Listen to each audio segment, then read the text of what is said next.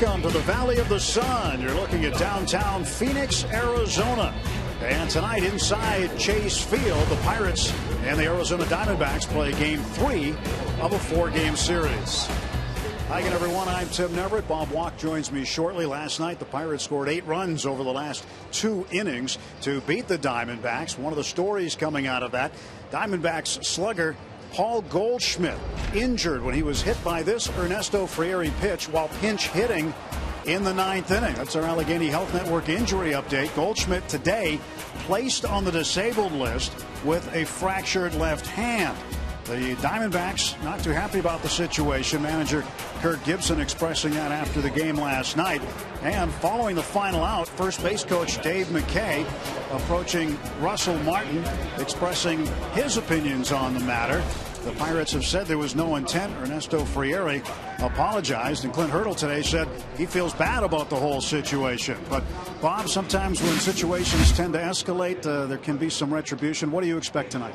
I don't really know exactly what to expect the Diamondbacks to do. You could tell that it wasn't a horrible pitch. It's just one of those cases where a pitcher's trying to throw a power hitter inside. You got to pitch him up there, and the ball got away a little bit, ran in, and it's unfortunate that somebody got hurt. That happens occasionally, and you got to be able to turn the page. But you can imagine how we would feel if it was McCutchen that got his hand broke. We wouldn't be too happy about it, and that's basically, I think, what's going on in that other clubhouse. Pitching tonight for the Pirates is Vance Worley. Vance comes off his best start as a major leaguer. He really did a great job with the control, but watch the little late movement that he had on his fastball. It really was impressive, and I think that's what led to all the soft contact. It runs in, gets on the handle of the right-hand hitters. It'll run away, get off the end of the bat to the lefties. And that's really been a great pitch for him to go with that superior control that he's been showing. Vance pitching a complete game shutout against the Giants last time out on Monday. Well, last night the Pirate bats came to the party a little late, but the offense sparked the Bucks in the desert. We'll take a look at the Pirate bats when we come back to Phoenix.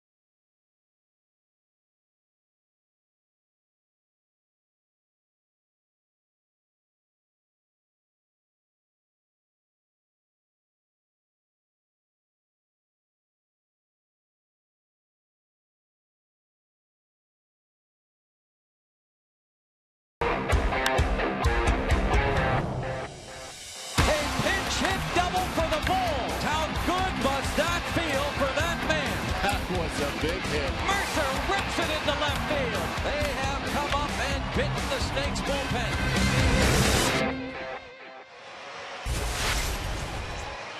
Chase Field in Phoenix, Arizona. The Pirates looking to get ahead in this series, looking to win their second game against the Diamondbacks here. Series even at a game apiece.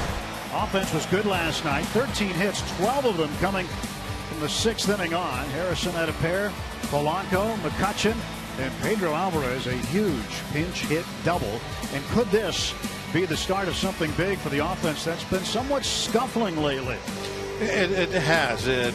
Josh has probably been the steadiest of that group, and he got a little bit of a tear there with the home run ball. But all four of those guys, but the last three in particular, they have not been swinging the bat all that well, to put it mildly. And maybe last night, the way that game ended with all the emotion, that'll get him going. I mean, I don't think Andrew McCutchen can hit a ball harder than he did last night.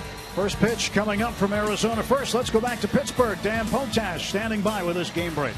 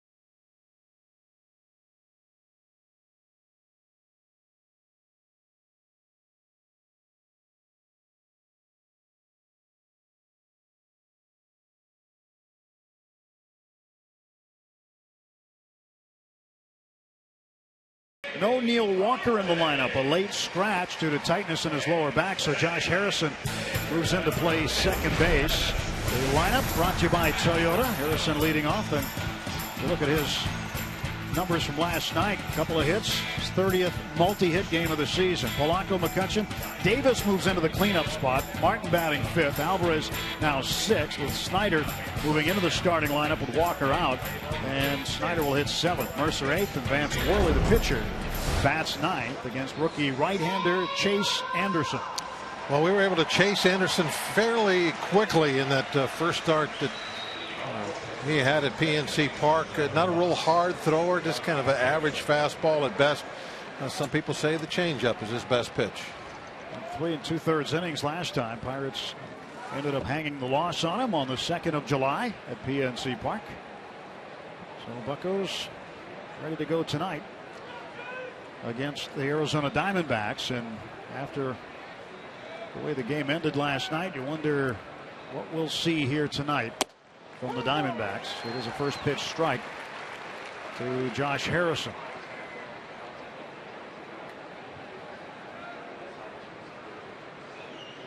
Here's the 0-1 pitch. 1 ball and 1 strike.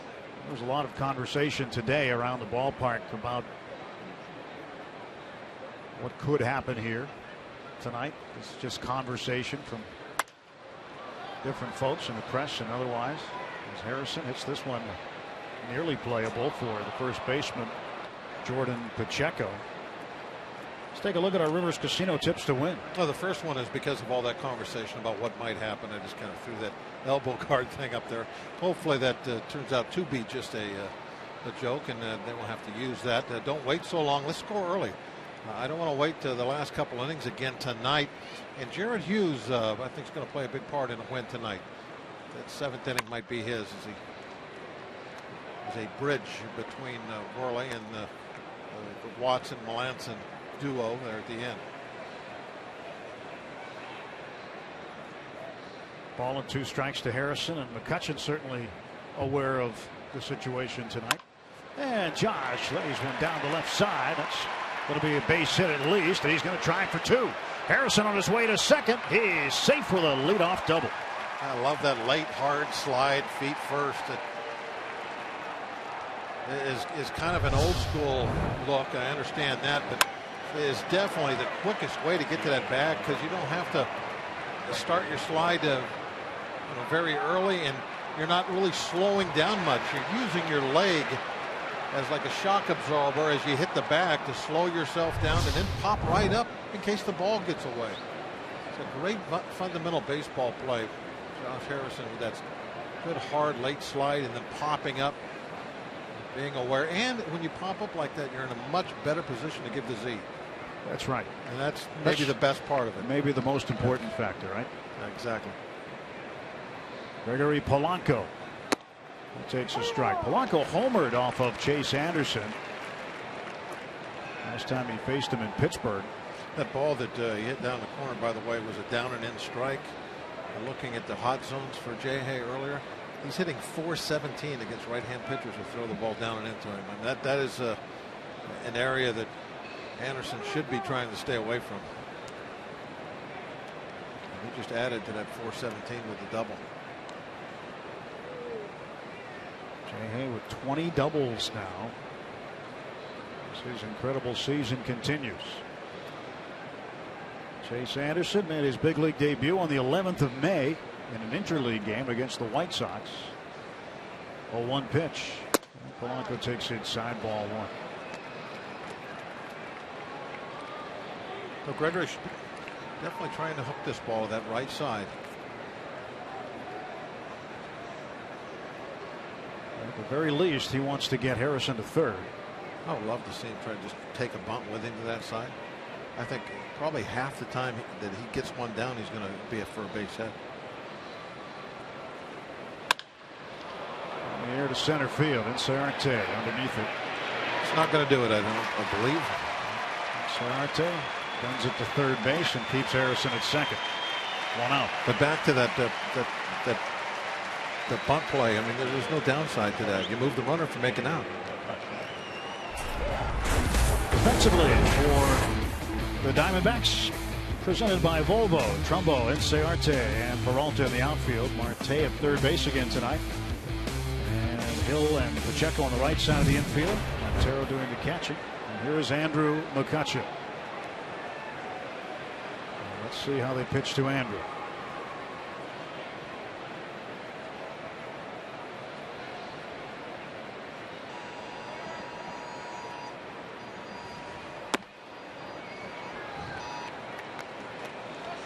Ball 1 to McCutchen.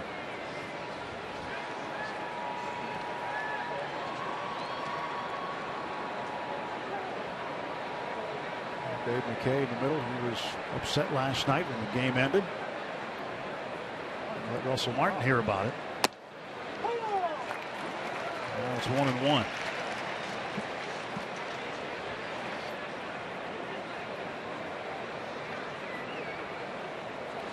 McCutchen hitting .307, 17 home runs. Russ was in the middle of that discussion at the end of the game last night, trying to relay the fact there was no intent. And there was a question asked to Kirk Gibson after the game last night about why the Pirates were pitching inside with a 5-run lead. I don't know if the lead matters at all, does it? No. Who asked that question? I don't know. I just read the clips today and it said that. Someone asked that question. So what difference would the lead be? What would that matter? But, you know, the Pirates have been known to hit a lot of batters. Charlie Morton. Okay, the person that asked that question, I think, thinks that pitching inside means trying to hit people. Right. It has to be. And why would you be throwing at somebody, you know, with a big lead? And I understand it, but no, as a pitcher, you have to pitch how you can get the guys out. I mean, that's what you're trying to do. I mean, that's how you do your job, make your money. But you get like, okay, we got a big lead, so let's just lob them in there. I mean, that doesn't make sense. Yeah. The only thing that a big lead affects is that you don't want to walk anybody. That's a ridiculous question. It was, I thought, and I'm glad you agreed. But that got me up on my soapbox. I can't believe somebody said that. Yeah. Well, Kirk Gibson said, you know, it's their philosophy to pitch inside. It's everybody's philosophy. It should be. Inside. It's baseball. It's part of the game. Now, Charlie hits a lot of guys because of the way that he pitches. My first year in the minor leagues was 1977, and the first lesson was pitch inside in A ball. And it's the game. That's like teaching you to run the first after you hit the ball. Okay. 1 to Davis.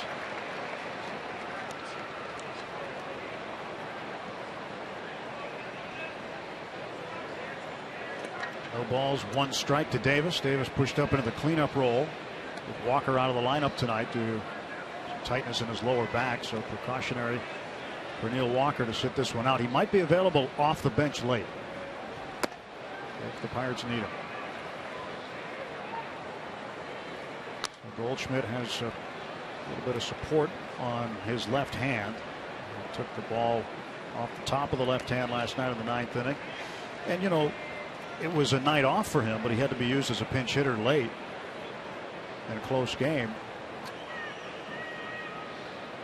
And we were looking at his numbers against Volquez prior to the game. He's a .500 hitter with a home run and a few extra base hits against Volquez, and yet that was the night the Diamondbacks decided to sit him out. Yeah, they had played him and it never happened. Look at it that way. So I think part of the reason the Diamondbacks are so frustrated, that just a part of the reason, is in fact they've had a lot of injuries this year, and it's certainly no fault of anybody's. But and Goldschmidt is to them what McCutchen is to us. I totally understand why they would be upset, but after 24 hours you realize, hey, that's part of the game. You can't control who gets hurt, who doesn't. Some years you get a lot of injuries, some years you're the lucky team and nobody gets hurt. 2 on, 1 out, 2-1 to Ike. Now it's 2-2. Pirates batted around in the 9th inning last night, and Ike made the first out and the last out. Plate umpire Ron Culpa, the crew chief. 2 balls, 2 strikes to Davis. Harrison and McCutchen aboard. Count is full, 3-2. A good chance here now with the bases loaded and 1 down.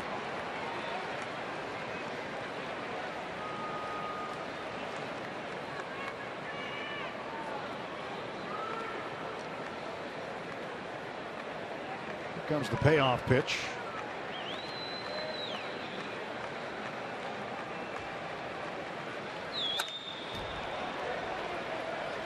Go get another one.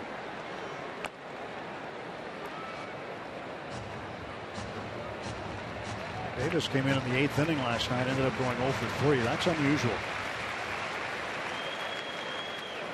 especially in a 9-inning game.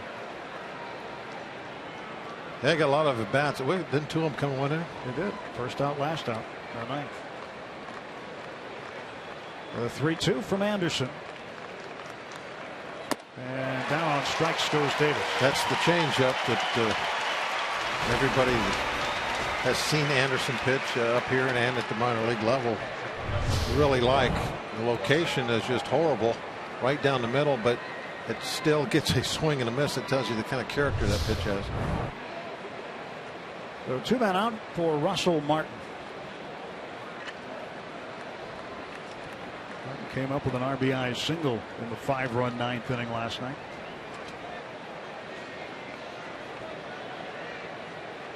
Two on, 2 out. Here's the pitch. Upstairs. The 5-run 9th was the first time the Pirates had scored 5 runs in the 9th inning of a game since the 28th of April last season when they beat St. Louis.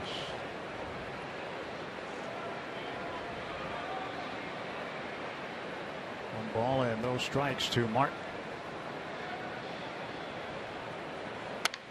This fouls it back and it's 1-1.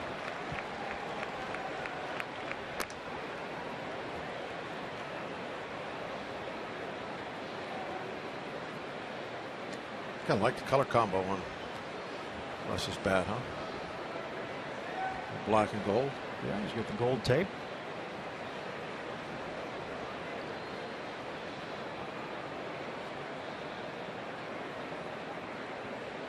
One to Russ.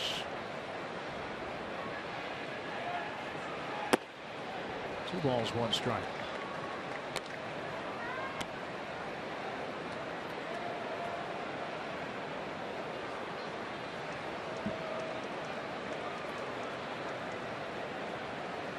Russ likes the fact he's been able to catch 3 straight games. Typically on a weekend, we'll go Friday, Saturday night, and Chris Stewart will catch the day game. But with 3 straight night games and then a day game tomorrow, this is in there for the 3rd straight game. Loves to play. He is one of the most high energy games, most high energy guys you see in the game. I mean, he just is always in the middle of everything. I'm not surprising that he was in the little bit of a talking about that play last night after the game was over. When I saw that it was him, yeah, that makes sense.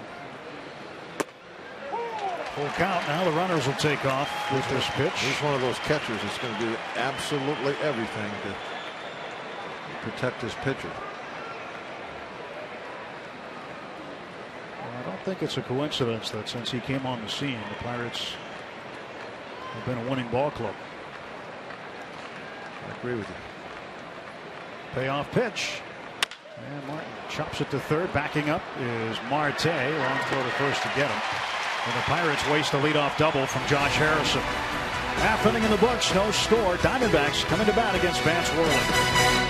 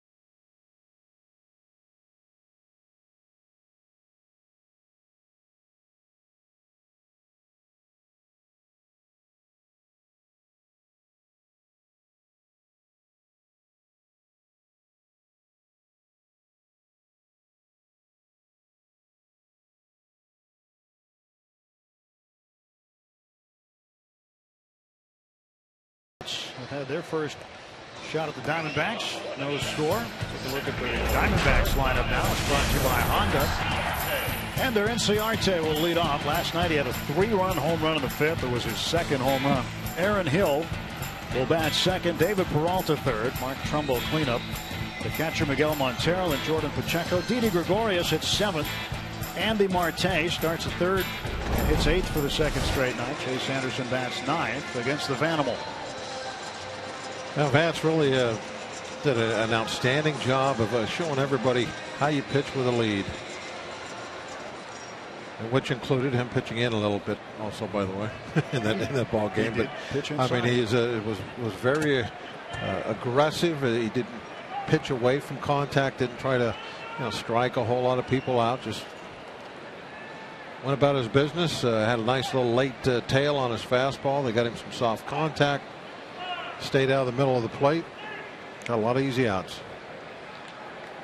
So Inciarte at the plate. The young center fielder takes the ball low. One thing we noticed about Worley was the pace of his game last time out Monday in San Francisco. He grabbed the ball, got the sign, and threw it. Probably what everybody should do.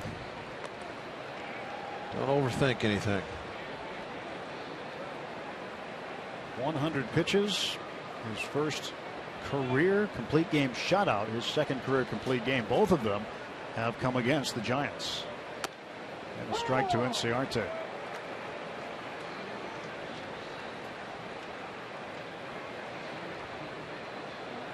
Inciarte has surprising pop, and the ball that he hit last night in the 5th, it was a no doubter. Off the yard in right center field. Got away the back wall of the swimming pool area. They're in the bottom part of the strike zone.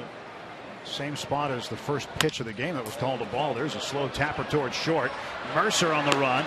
He makes the play. Sweet play by Jordy Mercer to retire the speedy Ender Inciarte. Excellent play. Inciarte really flies down that line. This was not easy at all for any shortstop. Used his glove. Good idea, because that ball was going a little too fast for the bare hand. He gets out of the box quickly.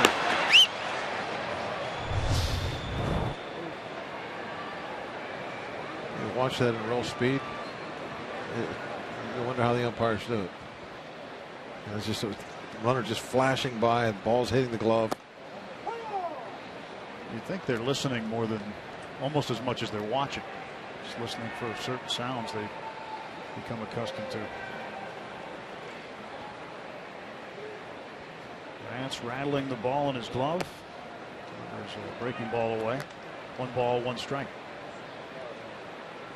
Aaron Hill, 250 hitter, 9 home runs. He's 4 hits shy of 1,300 for his career. 2 balls and a strike.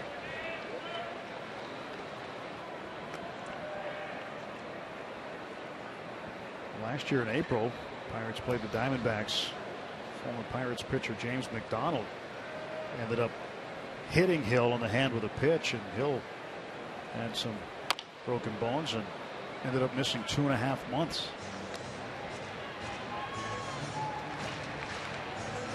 Just a good chunk of last season because of that. Doesn't look like the hand has any extra padding on that glove. Hey, I would definitely have some kind of a hard piece of plastic shin guard material over the back of that hand. 1 out single for Hill. I don't know why everybody that wears gloves should.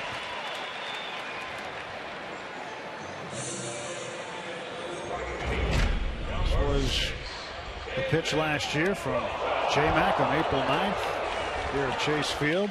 First road trip of the season for the Pirates, and he got it on the left hand. It's identical. He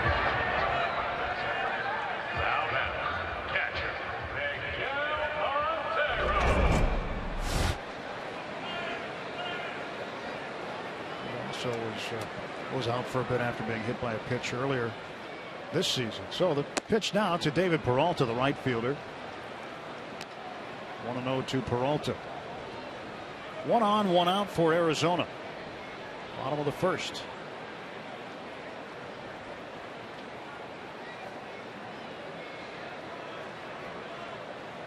Peralta used to be a pitcher. He was a converted pitcher. He was a minor league pitcher with the Cardinals in 2005, 2006, and 2007, and then reinvented himself. And the Diamondbacks signed him in July of 2013. And now the D-backs are looking at him as being an answer in right field. Slices this one foul.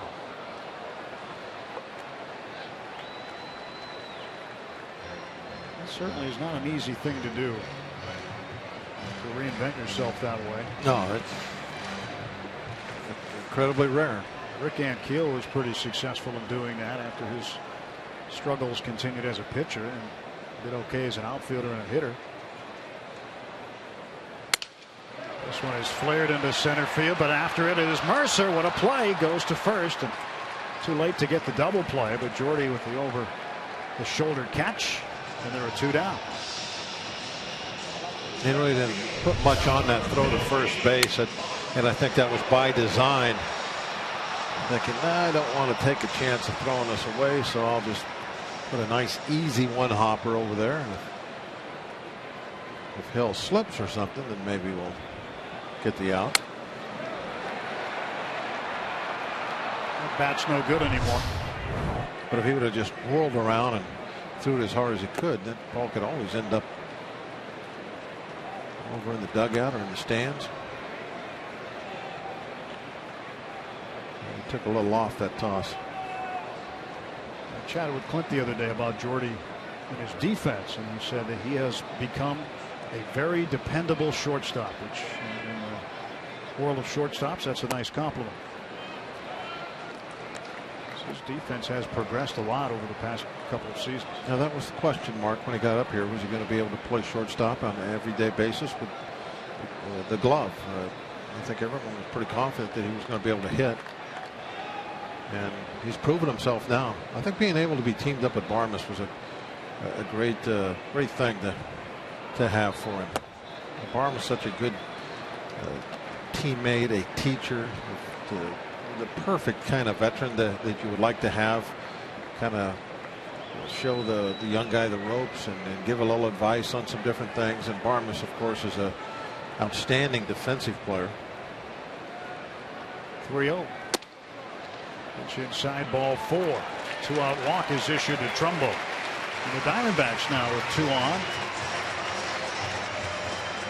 That's Worley. Issues his first free pass of the night.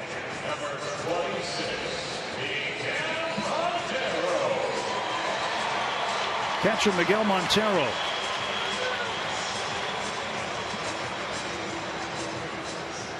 .257, 11 home runs, 59 runs batted in. Montero went 1 for 4 last night. He had a double in the 4th inning.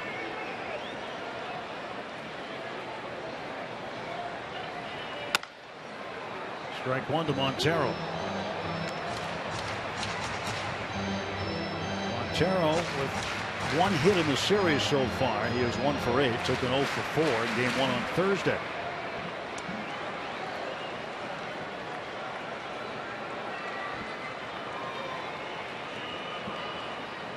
No balls, 1 strike to Montero. Hill at second. Trumbo big lead at first. And a ground ball to short. Mercer there. He will throw on to first base. Diamondbacks are done. On to the second. No score in Phoenix.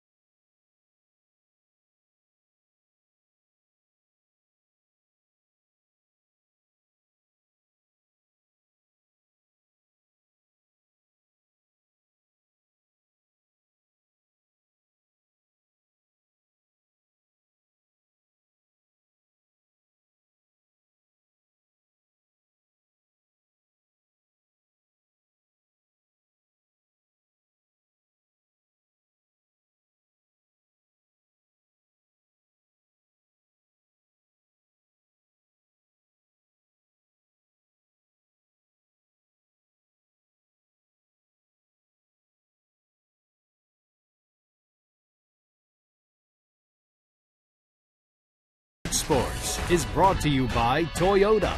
Now's the time to go places with Toyota. Visit buyatoyota.com for special offers. And by PNC Bank, for the achiever in you. Let's go Bucks! Top of the second inning inside Chase Field. Roof closed again tonight. Usually is this time of year. The pool is busy. A lot of black and gold out there. Well, Neil Walker took a dip out there yesterday. They were very loud in the pool during batting practice and just before the game. They had the whole place yelling, "Let's go Bucks!" I mean, it was. They've made their presence known. All the Pirate folks out there at the pool. Well, here's a guy who made his presence known last night in his only at bat, Pedro Alvarez. A 2-run double in a pinch hitting role. Back in the starting lineup tonight. Takes ball 1. And maybe, you hope maybe, that's the start of something good for Pedro. He's had some struggles both offensively and defensively. And pitch outside 2-0. But that double, Bob, really made solid contact. He barreled it up. And a lot of the hits we've seen him get recently have been opposite field flares. Got one last night. Got a hold of it.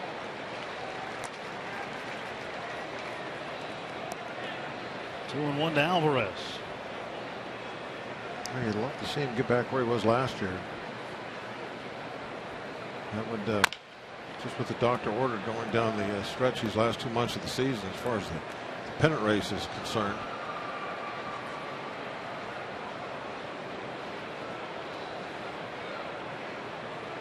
McCutchen has had a very tough road trip up until last night. Seems like he's got it going again. Pedro led the league in home runs last year. That was just last year. It's not all that far-fetched to think that he could, get hot and really do some damage toward the end of the season. In the air to right center field. Inciarte will make the catch. One out.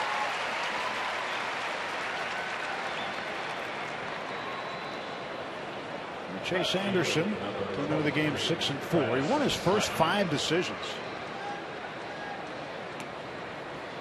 For a youngster to come in and all of a sudden be 5-0, that's saying something. But things caught up to him a little bit. Although over his last 3 starts, he's 1-0 with a 189 earned run average. Snyder takes outside. Diamondbacks gave him a little bit of a break based on the All-Star break. He had 14 days in between starts, so he got some significant rest. His ERA has been trailing downward all year. Pacheco to the bag, 2 down. 2 men out in the top half of the second inning. The Coca-Cola Fan Pack is available every Sunday home game, starting at just $35 in advance. Receive a lower outfield box ticket, a fountain drink, a hot dog, and a soft pretzel. Get your tickets at the PNC Park ticket windows or visit pirates.com/fanpack for every Sunday home game. Jordy Mercer back in the 8th spot in the order. Takes a strike. Jordy had 2 doubles last night. Was 2 for 4 with a walk. He scored 3 runs. Really stung the ball a couple of times last night.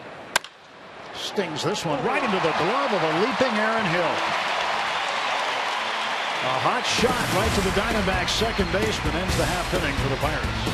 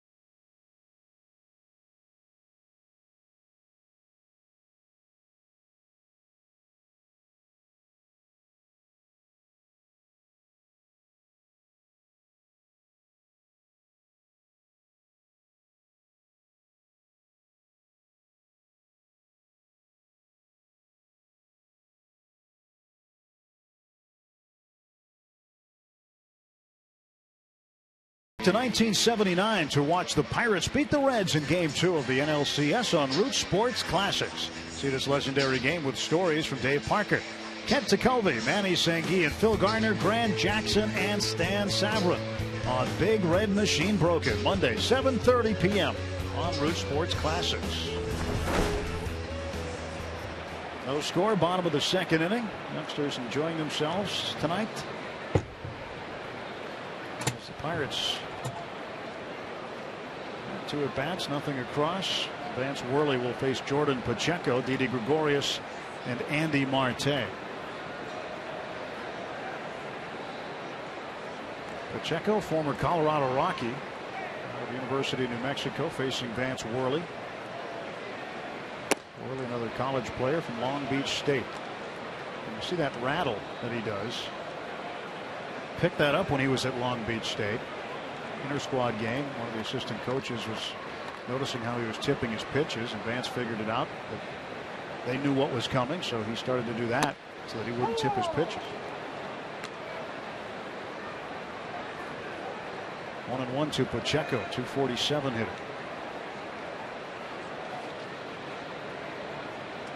Pacheco was 0 for 4 in last night's game.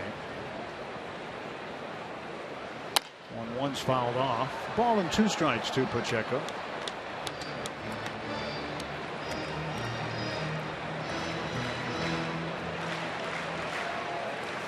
Kind of appropriate that Vance rattles the baseball against the Diamondbacks.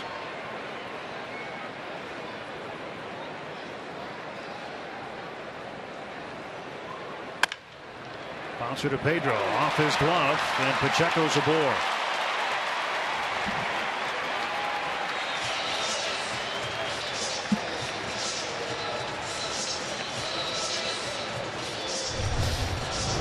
Well, this ball is hit hard. It has a lot of life on it on this next hop. Came up. This is going to be reported as a base hit for Pacheco.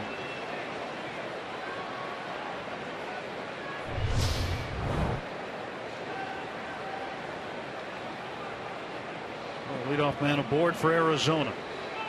Now Gregorius, the shortstop. Takes ball 1. Well,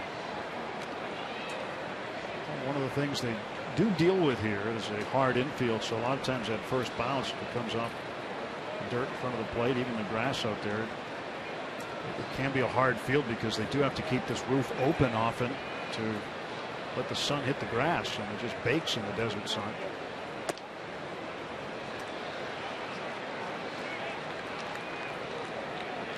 They try to keep it as soft as they can. They water it constantly.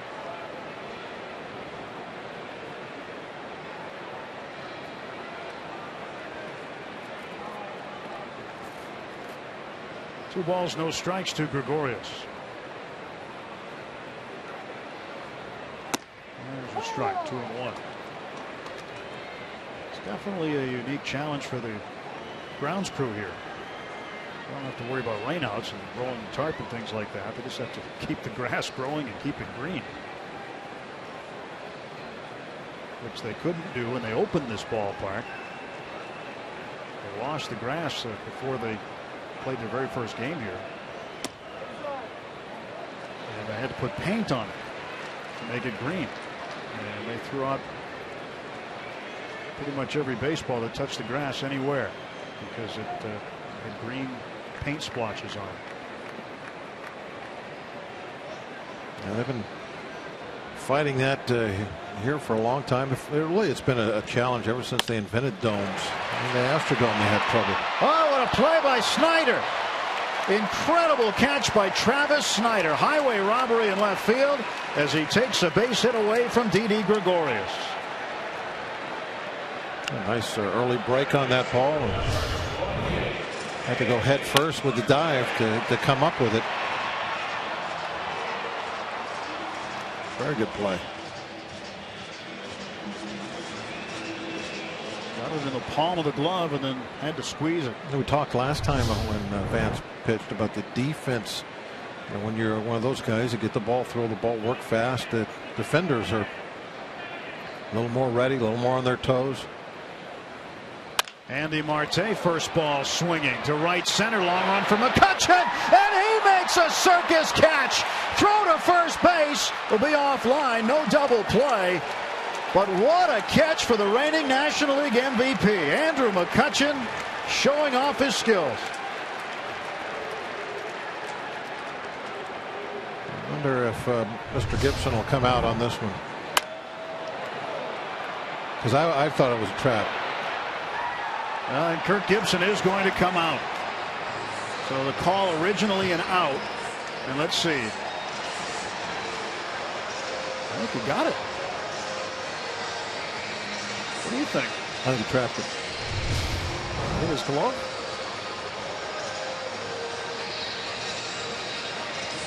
I'd love to see that angle again.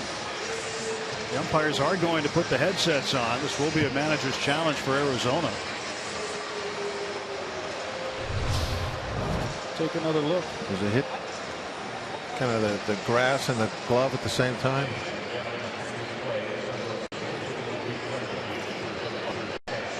You're going out, huh? I think he's out. Well, we'll see what New York decides.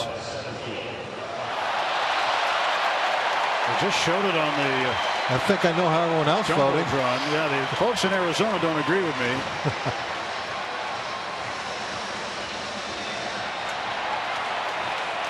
Interesting to see how they interpret this.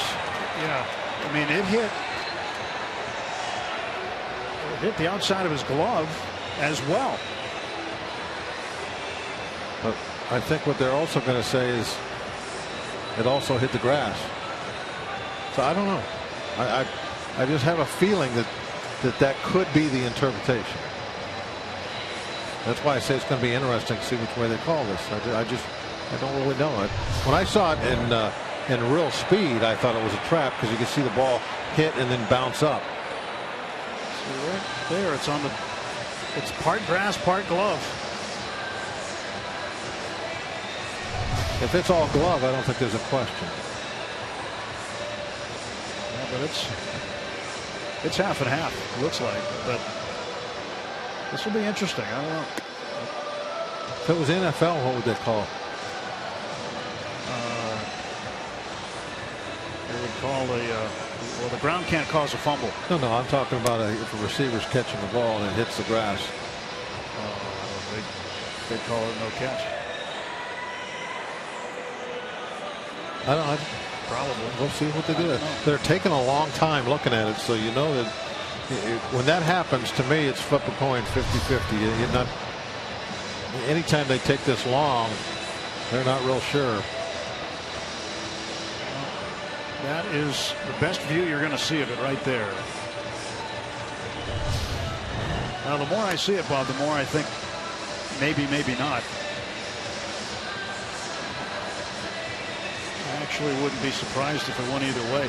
Now, the Pirates did get the call initially, the out call initially, and if New York decides by the video evidence they can't tell, then the call would stand. And it would still be out. We definitely have that going for us. So here's the call. Ron Kopel's going to tell us right now. He's out. So the Diamondbacks lose their challenge. Kirk Gibson doesn't agree. No, we do. 50-50. Nice job, Tim. You nailed that one.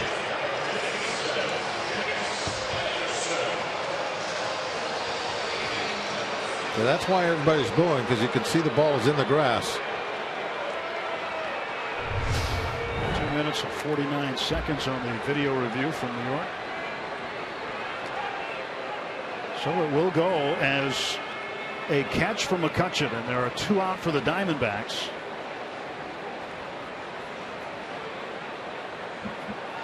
And Worley's pitch.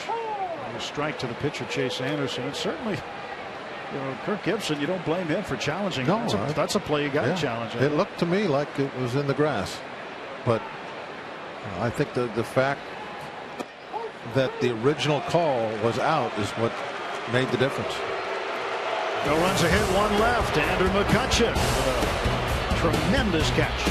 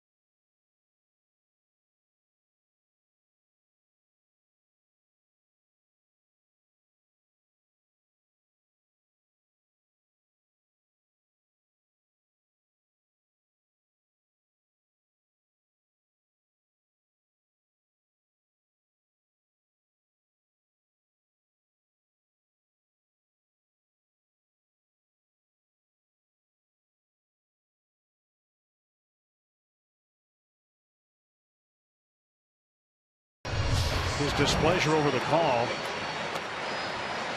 And again, you got to understand now with this expanded replay, the umpires at the stadium have nothing to do with the call. The call. Yeah, it's out of their hands. Therefore, there is a rule that says you can't argue a call if it goes against you. Because you're arguing with the guys that didn't make the call. Yeah, you're trying to shoot the messenger. Yeah, you can't do that. The officials that made the call are in New York, and you can't argue with them because they're in New York. So I guess he did the next best thing. He went after the home plate umpire. And he did get ejected, so it was an automatic ejection at that point. So Kirk Gibson out of the ball game.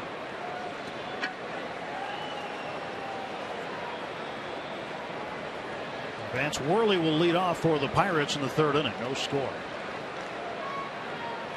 Anderson's pitch. And Worley takes a strike. Worley's just 1 for 18. So Alan Trammell, the bench coach, takes over.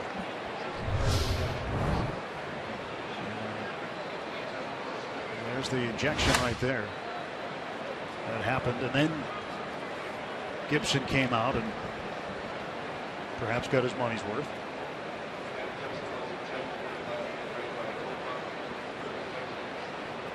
Third time Gibson has been ejected this season.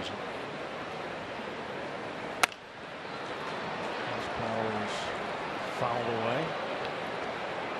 And it's 0-2 to Vance Worley.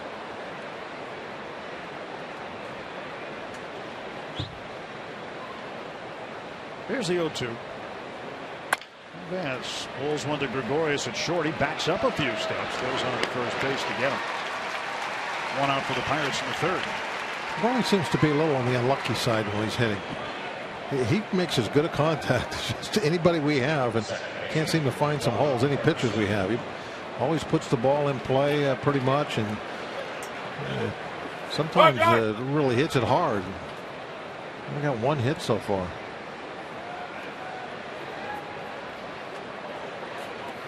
Vance is a better hitter than he's showing. So Alan Trammell now will take over for Arizona, the former Tigers shortstop. He and Lou Whitaker combined as a double play combination in Detroit for a long time. 1-0 pitch to Harrison. Breaking ball in for strike 1-1.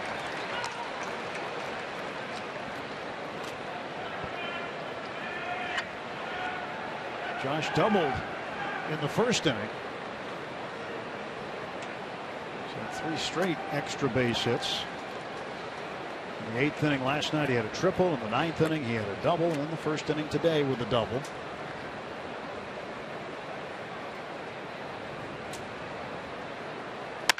Harrison hammers this one deep to left field. Back it goes. Gone. A home run for J-Hay. What do you say, Josh? Home run number 10. And the Pirates on the board, 1-0.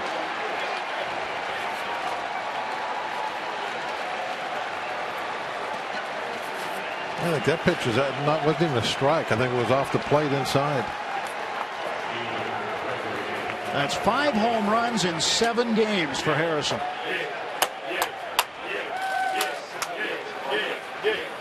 I have to start putting J-Hay at cleanup.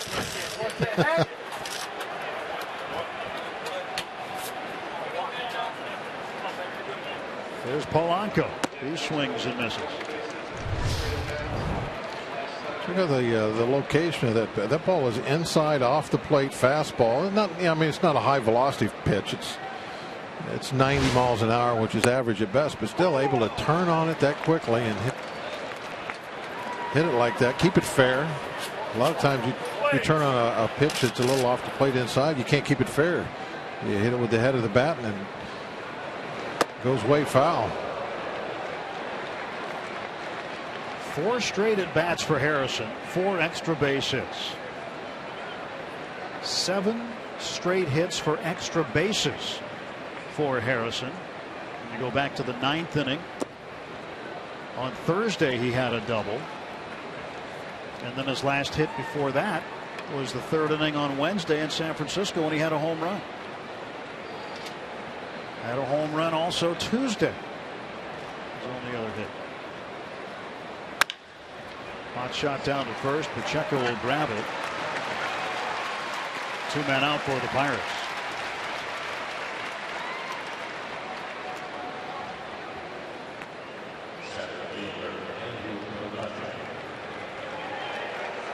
Here is McCutchen. Some grumbles from the crowd when McCutchen is introduced. They are really upset with that call.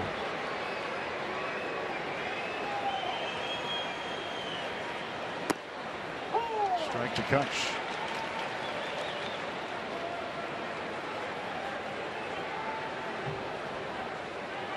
McCutchen hit one off the center field wall last night that had enough velocity, it might have gone through it.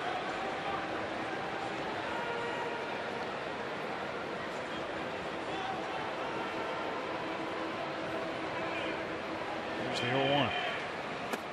1 ball, 1 strike. McCutchen walked his first time up. Kutch ended up scoring a couple of runs last night. Drove in a run in the 8th inning with that double off the center field wall. And was intentionally walked in the 9th inning and came in to score also. I don't see him swing and miss and then be that much off balance very often. He almost fell across the plate. Same thing on that swing. I mean, he's really taking a rip on these last 2.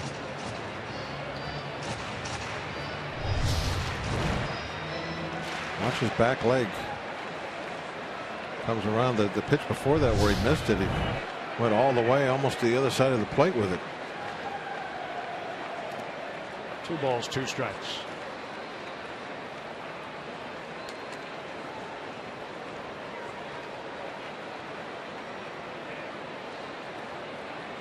Kutch has 31 doubles. That was double last night. He's now second in the National League in doubles. Here's the ground ball to second base. Hill will throw him out. Pirates get a run on the long ball by Josh Harrison. 1-0 after 2.5.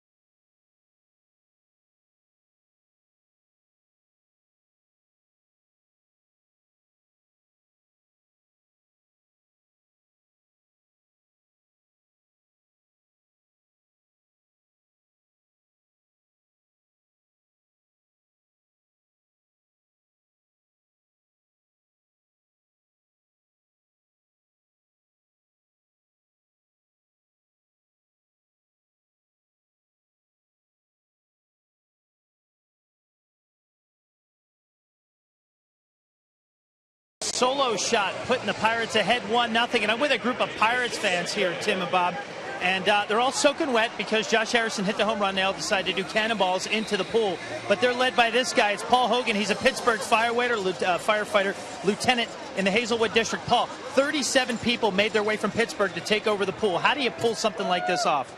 Well, we started off with about 6 people a few years ago.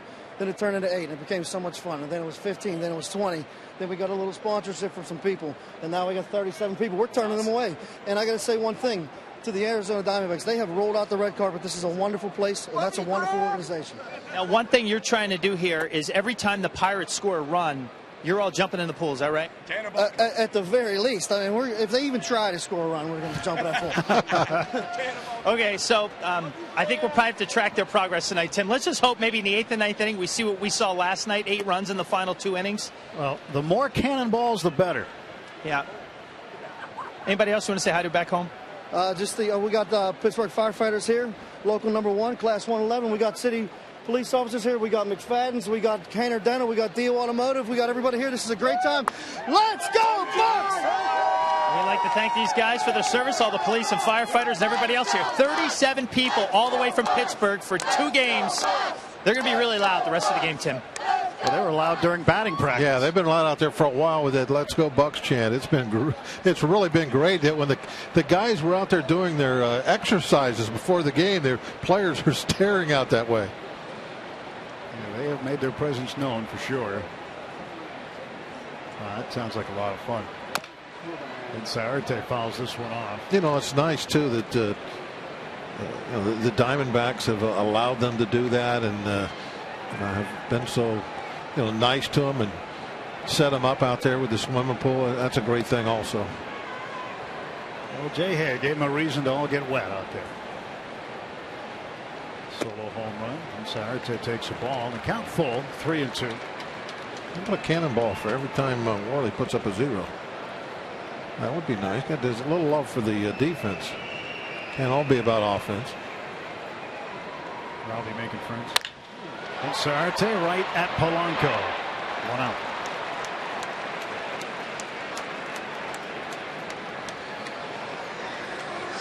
Cincinnati's 0 for 2. So Vance now will face Aaron Hill. Hill singled off him in the first inning. It's great to see the groups of Pirates fans. I mean, yeah, they're not all in the swimming pool. There's just many out. There's a lot of them different here. Groups. It is amazing. Everywhere we've gone on this trip, it's been packed like this. Denver, that we saw a ton. Hot shot down to Pedro. He's got it. Throw to first base is low, and Ike makes the catch. And Hill is out. All right. So Pedro's got that one out of the way. That was an absolute bullet. It was a tough ball to handle on both ends. That's a rocket right there to Pedro. And then they gave a little bit of a challenge to Ike. Ball bounced out. I think it actually got out on the edge of the grass a little bit, which might have made it a little easier. Allegheny Health Network Super Mode. A look from the third base side. Peralta takes inside for a ball. Like game 1, get charged for an error on a low throw by Pedro that was catchable for Davis. 2 outs, a routine ground ball, and it turned into 2 runs. Pirates would end up losing the game 7-4. Those 2 runs became pretty key. Nobody felt worse than Ike. That's a ball he normally makes the catch on. Made the grab on that one, and there are 2 out. 2-0 pitch is hit in the air to deep center field. McCutchen back, and he will look up and play it off the wall. And Peralta is in with a double. Peralta thinks he hit a home run. That was awfully close to the yellow line. They'll try to convince the umpires it was close enough to take another look. The Diamondbacks do not have a challenge left, so he's going to ask for a crew chief review, which are under the auspices of the umpires when they're dealing with home runs or not home runs. So they are going to take a look at it. I don't think they ever turn this down. Let's see if this game's tied or not. Got to be above the yellow line.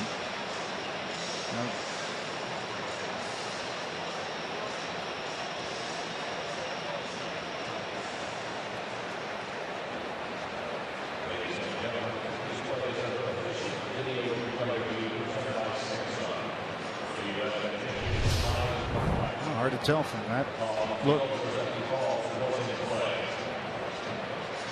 So it's a crew chief review to see whether or not Peralta has tied this game or if he's going to have a 2-out double.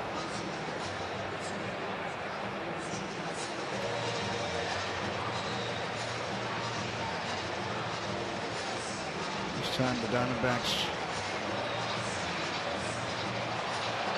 are very anxious to see the outcome of this one, but again, if the shot that, I don't know how many shots they have of that, but if they don't have video evidence that is clear and convincing, it'll stay a double. Well, so far, I don't think we've seen a shot that shows the ball hitting the wall. This was the. This might. Oh yeah, this will. This is the best shot I'm told that we have. It looks like it hit under the line. Correct? Whatever you say, you're 1 for 1. That angle, it appeared as though it hit under the line. I certainly didn't see anything that they could possibly change it. That's for sure. So Peralta with a double.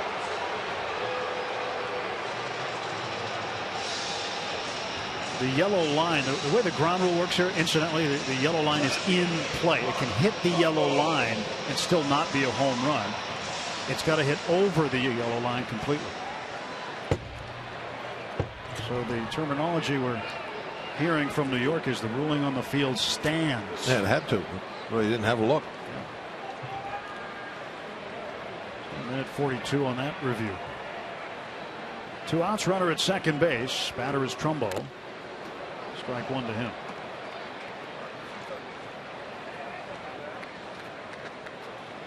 Foul ball off of Martin.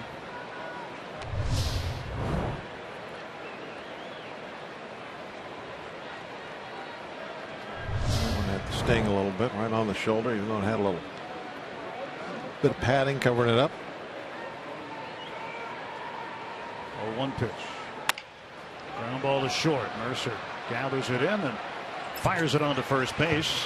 And the side is retired. Through 3 full. Pirates 1, Diamondbacks nothing.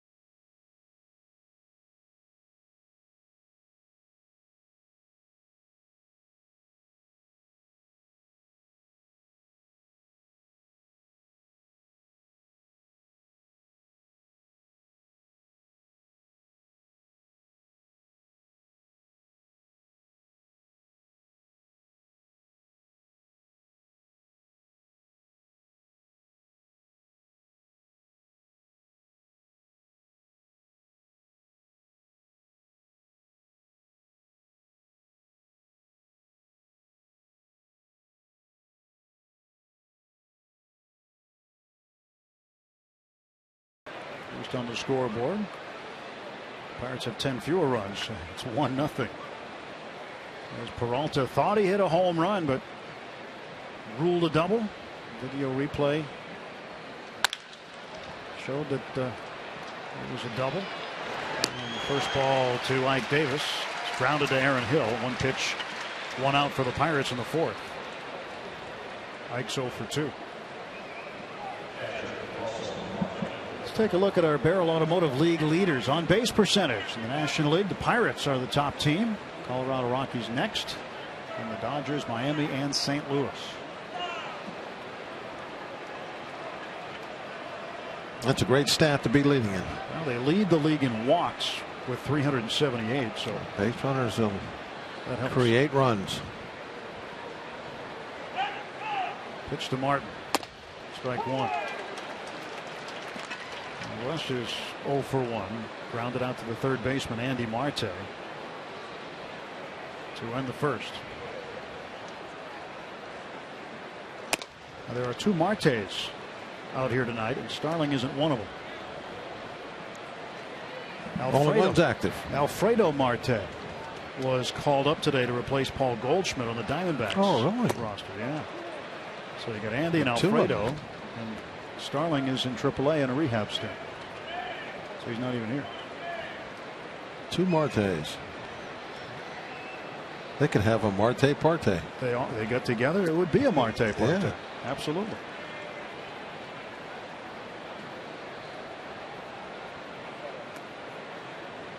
Marte homered in game number 1 on Thursday. So Goldschmidt, he'll be observing for a while with fracture on the left hand. I think it would good chance it'd be his season, right? It could be. Could be. 52 games to go in the regular season after tonight. They're not playing for anything, obviously. September for the Diamondbacks will be a lot about player evaluation, making plans for next year, getting some call-ups up, getting some looks at them. I think the trades involving Gerardo Parra to Milwaukee and Martin Prado to the Yankees by the Diamondbacks would be more evidence of your theory. Popped up and foul ground, and Montero makes the catch. 2 down for the Pirates in the 4th.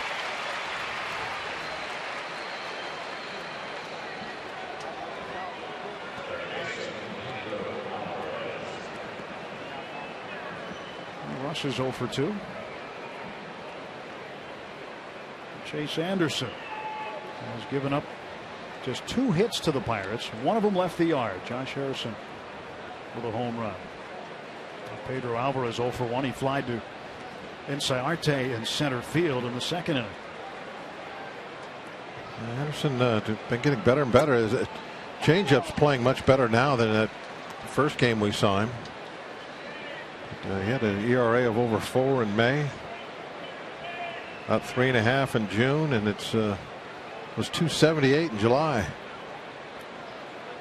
Keeps that up, he'll be throwing no hitters in September.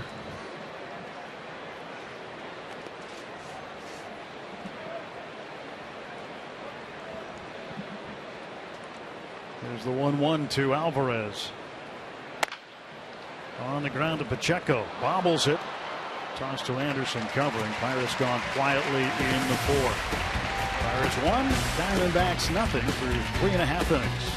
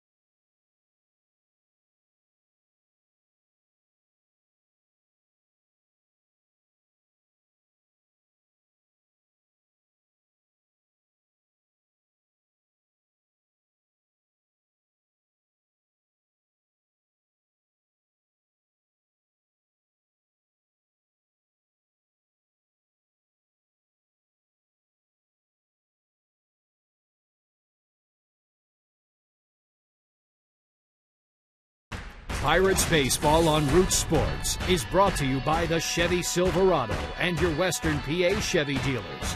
And by Day Automotive. We're going to make your day. Let's go Bucks! 1 run on 2 hits for the Pirates. No runs on 3 hits. Pirates fans settling in. That's a nice sight right there. This is how you keep scoring. Everybody should learn how to do it. Even if you don't, you should know how. Should know how. It's like driving a clutch. It's like Bob. Even if you don't, you should know how. Swing and a miss by Montero. I was proud of you the other day, though. Didn't you keep score through about the 4th inning? Oh, it was Vance's game. It was Monday. Yeah, that's right. Monday in San Francisco. They didn't give up a hit till what, about 4th, 5th inning? Yeah, then you I was locked in. I couldn't stop. I had to go with it. Mike grabs it. He'll take it himself, and there's 1 out. Well, lots of folks out here. Maybe they'll send us a photo. It's time to send in your photos. You could be our AT&T fan photo of the game. Show us the unique ways you raise the Jolly Roger and the fun places you watch the games on Root Sports.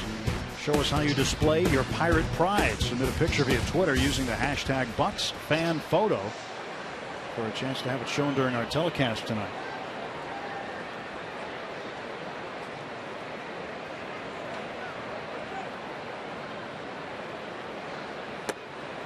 Jordan Pacheco, first baseman, up with 1 out. Let's see, what's there to eat here? Maybe some cookies.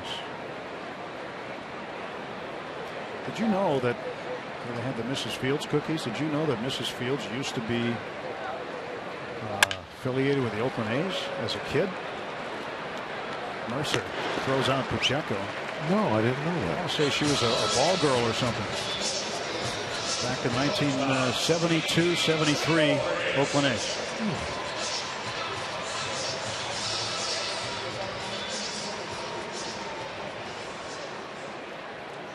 Well, she makes good cookies.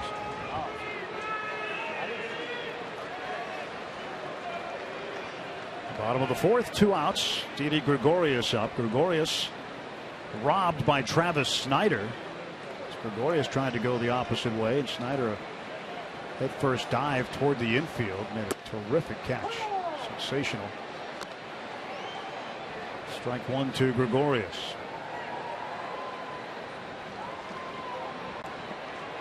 It is zombie night. Zombie away. Whoops. Must have stepped in a hole. That's why you see. The Walking Dead aren't real agile. No, they're not. You see different people wearing makeup tonight. They gave out a zombie bobblehead tonight. Every time the Pirates flash the Z, I think the Diamondbacks fans think it's for zombie.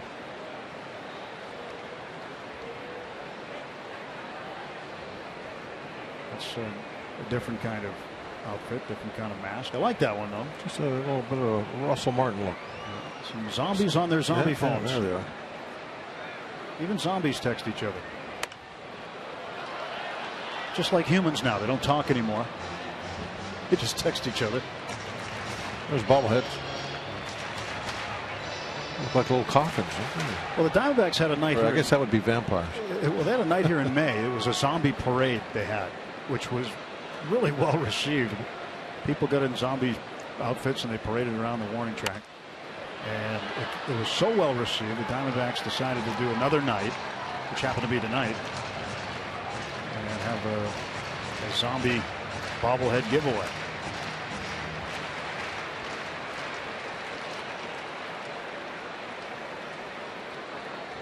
Two. That's the count. The pitch to Gregorius. Ground ball to third. And Pedro throws it away. This is getting extremely troublesome for Pedro and the Pirates. It has been and continues to be troublesome. And you just don't know how it's going to get fixed. No, it's another one of those. It's a short throw. Look at it. He's on the grass. It's not. Doesn't have to throw it very far. He's got plenty of time. He took a couple crow hops. 1, 2, Three little hops. Maybe it's the hops. Don't take any. Just pick up the ball and throw it. Gregorius had to hurry back because he made an attempt to go to second, or at least turn that way. And now a flare to right field. Polanco on the run. He's not going to get it. And the tying run goes all the way to third. And so does the throw.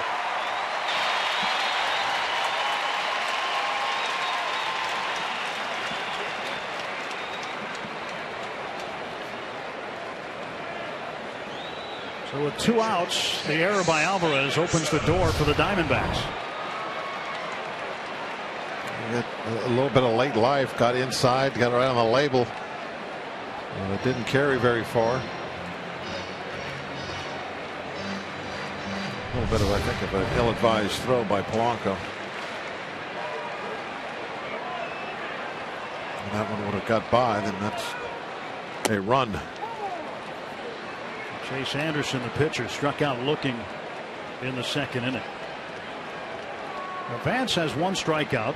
It's a looking strikeout. He had 3 strikeouts in his last outing, all 3 looking. And when you look at the numbers, the National League average of pitchers striking out batters looking, 24.6% of the strikeouts are looking. For Vance Worley, 56.3% of his strikeouts so far this season have come looking. A bouncer towards short. Mercer grabs it, throws on to first, and the Diamondbacks strand the tying run. The error doesn't cost them. 1-0 Pirates.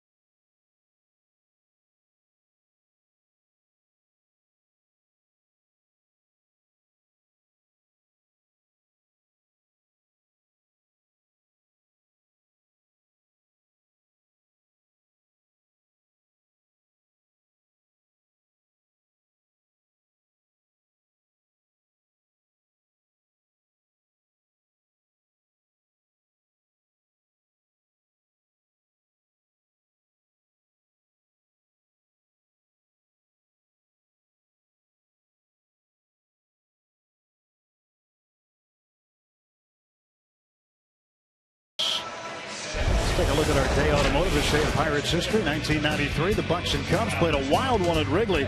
Carlos Garcia homered twice in his first 3 at-bats against Cubs starter Mike Harkey. Then in his 4th at-bat in the 6th, Cub pitcher Bob Scanlon hit him with a pitch, and the bench is clear. The inning before, the Pirates' Blas Minor had thrown a pitch up and in at Mark Grace, which had increased the tension. Scanlon, Minor, and Al Martin were all ejected for their parts in the brawl. The next inning, the Cubs got home runs from Steve Buechele. Sammy Sosa took an 11-8 lead, and they'd go on to win 12-10. And 2 of those folks I saw the other day, Mike Harkey and Blas Minor. He was in the booth the other day here in Arizona. But you were there. You remember. Kevin Young was there. Yeah, another one.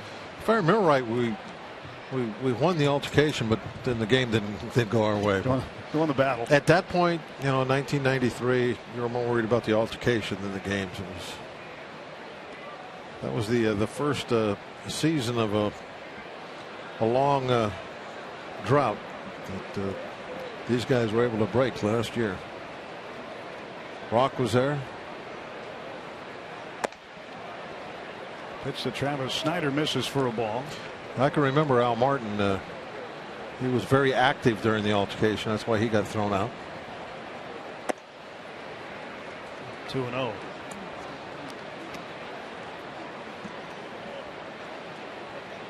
We see Bob Scanlon now with the Padres, one of the radio announcers in San Diego. We'll see him this week at PNC Park. 2-1.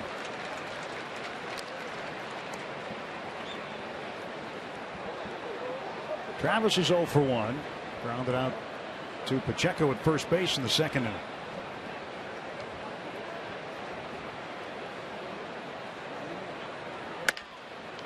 Looper right at the shortstop, Gregorius. 1 out.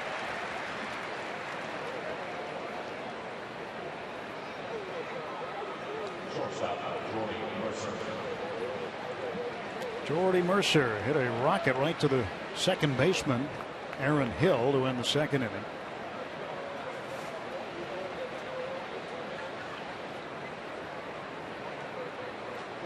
.254 the average for Jordy.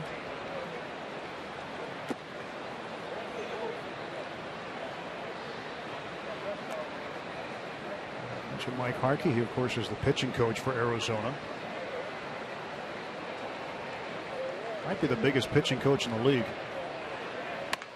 Jordy drops one down, and Anderson's throw will be late. A base hit for Mercer. Good idea.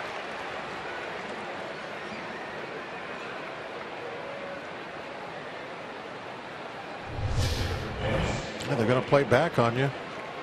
Go ahead, take the base hit.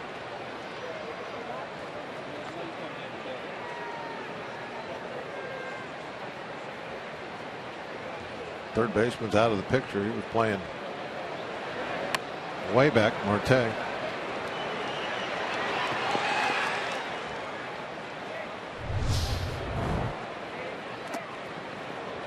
Now Vance Worley attempting to bunt here to get Mercer to second base. Takes the ball in the dirt. 1-0. Vance a good hit and run guy. Counts in a good spot right now. Strike thrower on the mound.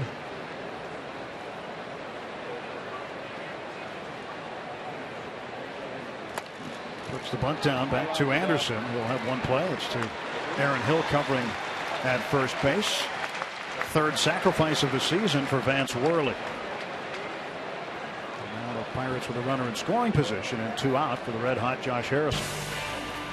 Fans, all tickets purchased through tomorrow. The Pirates will pay all service fees. This deal includes tickets purchased for any of the remaining Pirates home games for the rest of the season. For tickets, visit pirates.com/no-fees. Fees aren't waived. The Pirates are actually paying them for you, so take advantage of it. Again, pirates.com/no-fees. Harrison,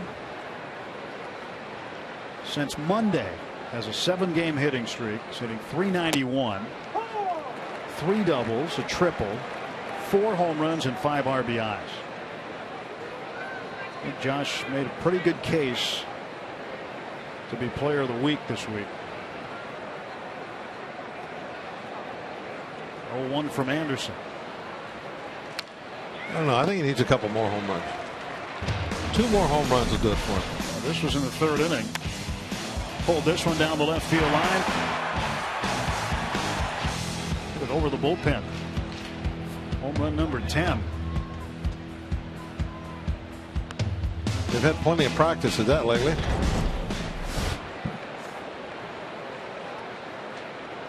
Oh, another cannonball. I want to see the firefighters jumping in the pool. They're ready. They're poised. See them?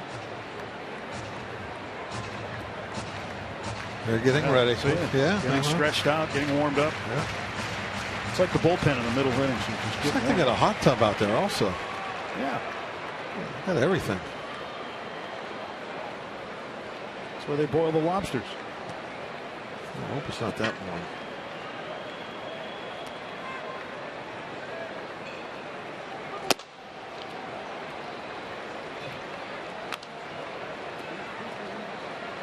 Two games ago, Josh had a hard time with Josh Coleman, the right-hander for Arizona, that comes right over the top. Ended up striking out 4 times before doubling in the 9th. Kept his hitting streak going.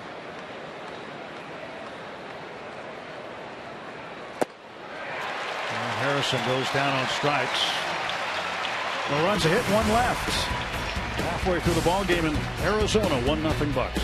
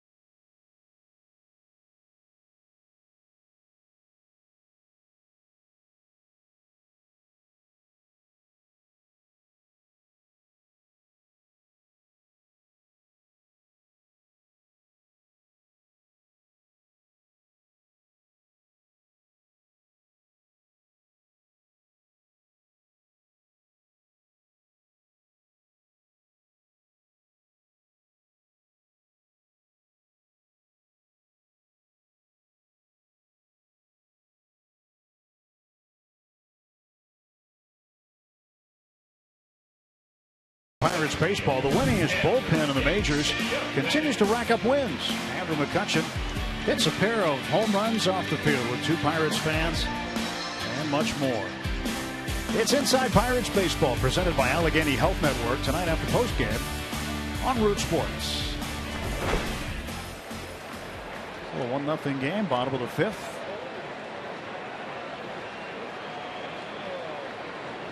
Along with Bob Walk and Robbie Ince-Mikowski, I'm Tim Everett. Glad you're watching Pirates baseball with us from Arizona tonight. And Ciarte hits one into left field. Slapped it over there past Pedro and under the glove of Mercer. He faked the bunt, tried to bring Pedro in real close, and then bring the bat back and try to hit it past him. He accomplished his plan.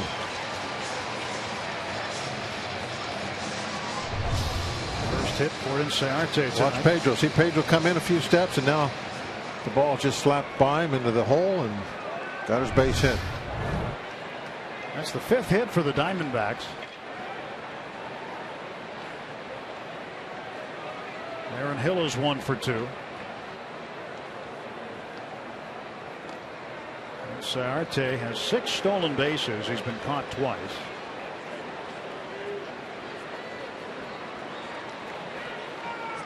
Batting .251 after his 1 for 2 so far in the game.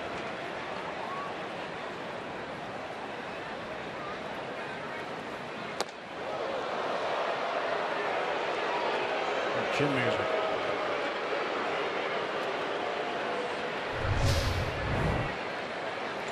That's a big miss.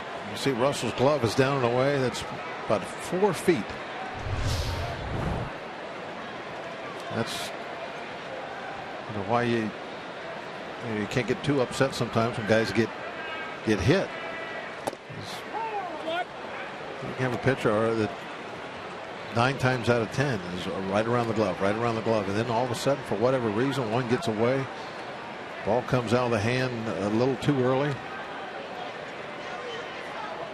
and you get a big miss. Ball on a strike to Hill. Nobody out. Breaking ball misses in. Well, it's a left-hand hitter and it's a foot outside. Nobody even notices. But when it's a right-hand hitter and you're a right-hand pitcher and the ball runs, then that makes a big deal.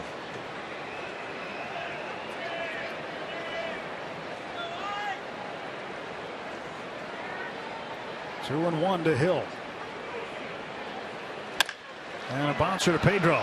Great stop there. He'll have one play. It's to first. The throw is low. Ike's got it. So Alvarez salvages one out of the play. Inciarte moves to second. One out for Arizona. The tying run is in scoring position.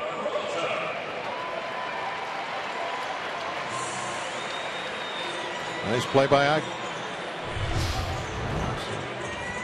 A couple of them today. He's kind of made up for that one he messed up that Pedro threw the first night.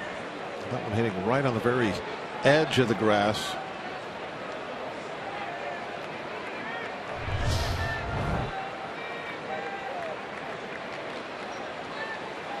David Peralta is the hitter.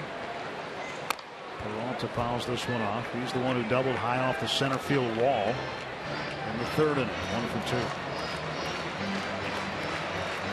This guy would have stayed with the pitching. He would have been one heck of a hitting pitcher, wouldn't he? Yeah. National League would have been perfect for him. Long ways out this big center field. I like the way they built the ballpark as far as the dimensions, to where it's very friendly if you hit it from the foul pole to straight away, left or right. But then, as a pitcher, if you keep the ball in the middle of the field and you have a fast center fielder, you can run down some of your mistakes. Base hit to right field. Polanco will come up throwing. They're sending the runner. The throw way up the line. Inciarte scores on a throw that missed badly by Polanco. It's 1-1. That's probably about as wide of a throw as we've seen this year.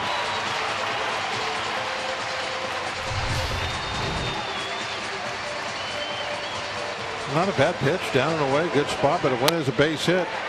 And Russell Martin went after this and dove for it and still couldn't stop it. An error is charged on Polanco.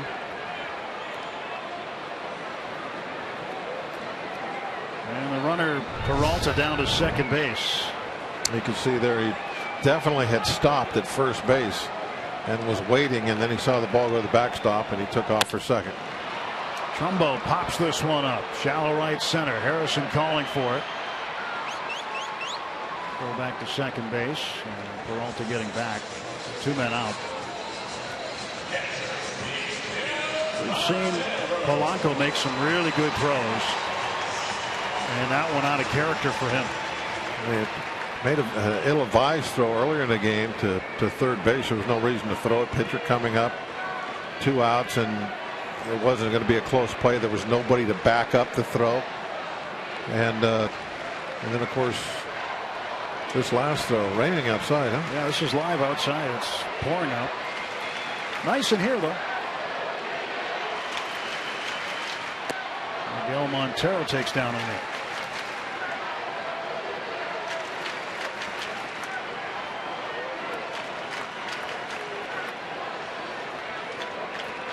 For 2 tonight for Montero. Grounded to short in the first and grounded out to Ike Davis at first in the fourth.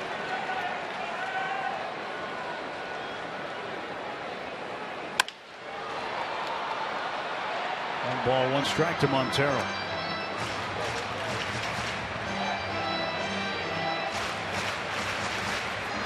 Montero's been on base safely in 15 of his last 17 games. There's an injury replacement for Yadier Molina, the National League All-Star team. It's a little wet out there. It's hot water.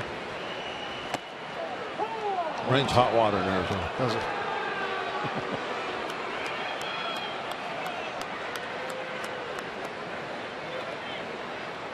98 degrees at game time.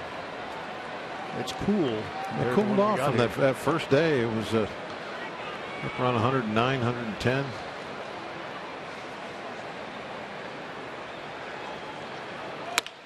Ground ball to short.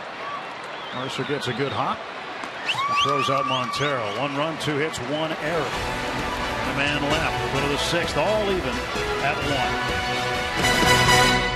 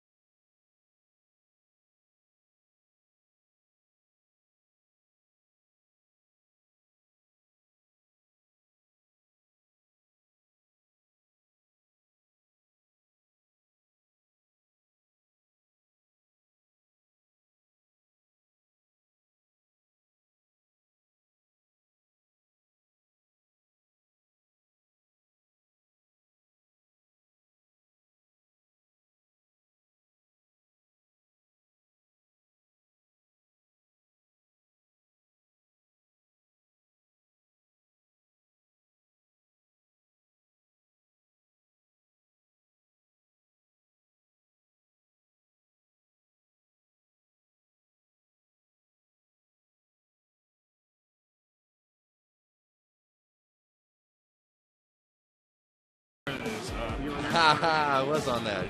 Yeah, I mean, I got to ask Kutch. He's been to a couple of these.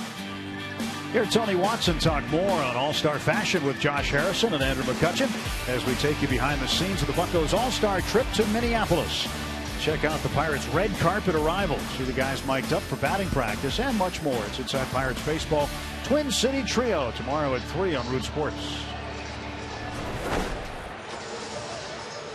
Splashing around in the outfield.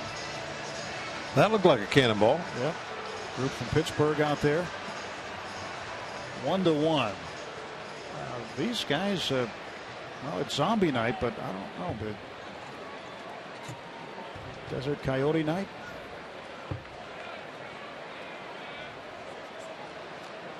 Look at that, some water coming into Chase Field. The grass will probably like it. Oh, it sprung a leak. Oh, we've seen that in Milwaukee. Not that. A couple of times. We saw a waterfall in Milwaukee, not drops. And here is Gregory Polanco. Pirates trying to get the lead back. Now the Diamondbacks have tied it.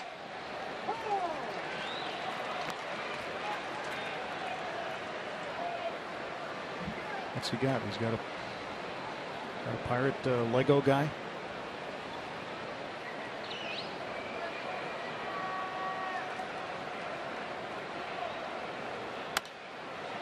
Back and it's 0-2. Gregory is 0 for 2 tonight. And 250. Right-hander Chase Anderson. Not a bad start for him so far.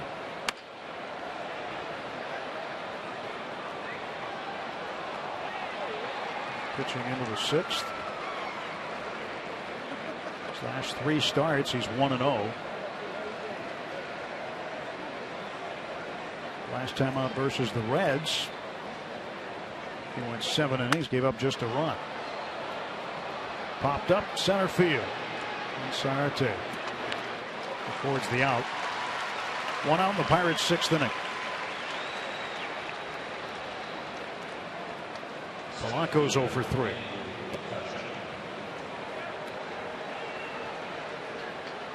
Kutch is 0 for 1. He walked in the 1st inning, grounded out to 2nd in the 3rd.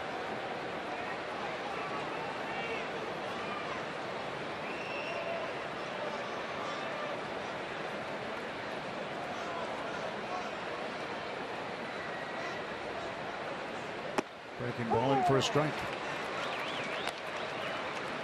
That was a good way to start any kind of a bat. If you can get strike 1 with a breaking pitch.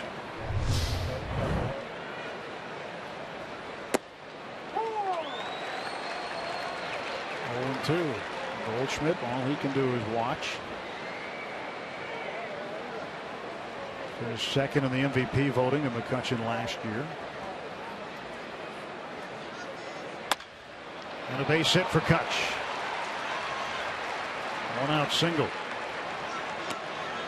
McCutcheon's been aboard twice now tonight. Look where the target is. And look where the pitch was.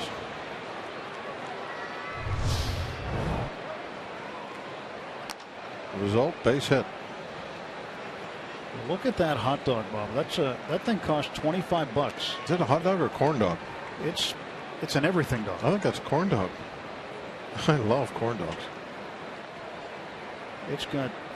I was reading about it today. I can't remember the number of ingredients, but it's got just about everything in it.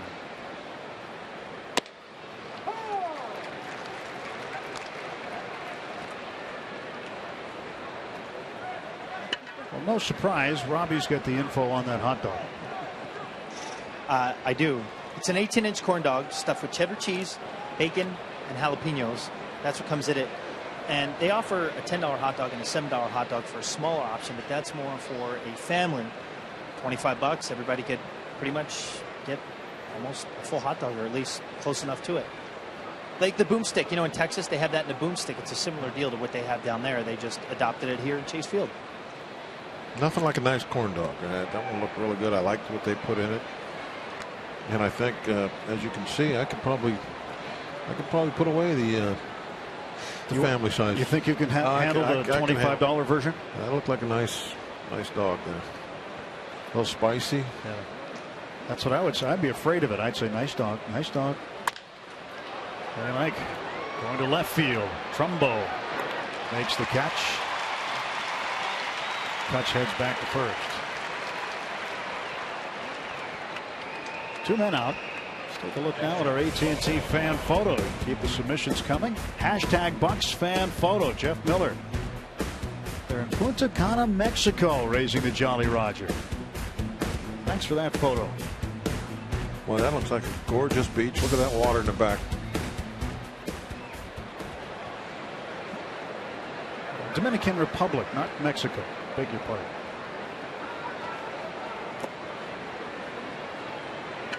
So Martin takes ball 1.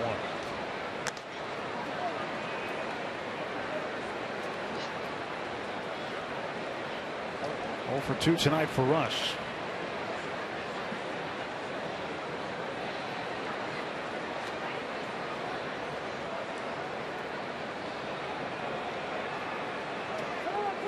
Time is called. Russ got the time pretty late. Culper granted him timeout. Pet peeve of yours, I know, Bob.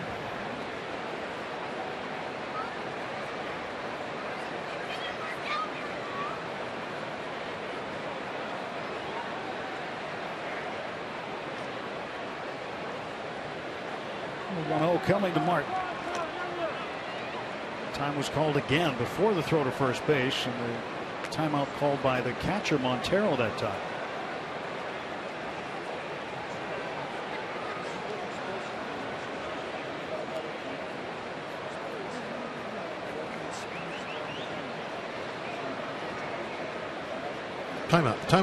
Timeout. That didn't work. I thought maybe I could call timeout. Everyone else can. Oh, the hitter got one. The catcher got one. The color guy should get one. Yeah. It's only when you're bad you get a timeout.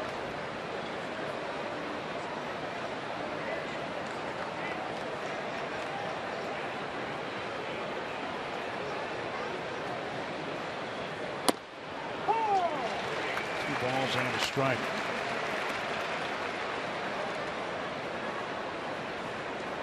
Kutch takes off here.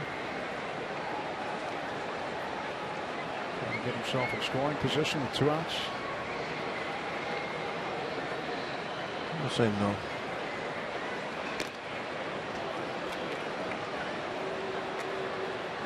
I think if he was going to run, he would have earlier in the count.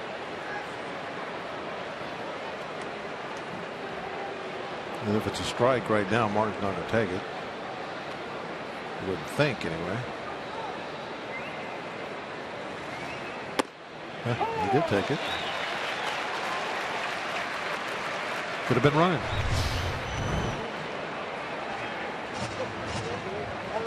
I didn't think Martin would take fastball for a strike. He's a good fastball hitter.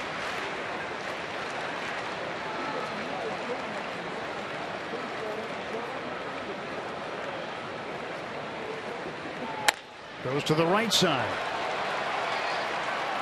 Now runners at first and second.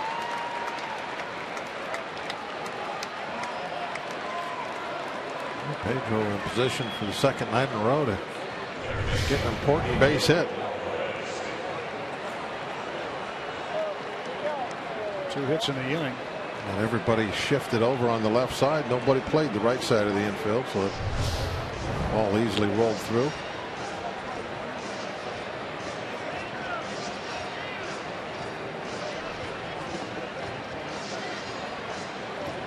Looks like a fun area.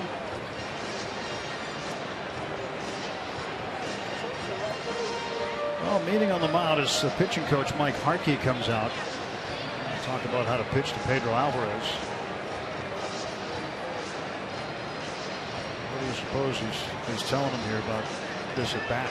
Wasn't that great changeup of yours, kid? You got 94 pitches. You aren't going to be out there much longer anyway, so make the end of this game a good one. He's clean up next inning, comes up 4th, so This is probably going to be it for him. Cincinnati and Miami even had a run apiece in the ninth. How about this ball game? 9-7 in the 8th inning. St. Louis and Milwaukee. That's been a slugfest at Busch Stadium.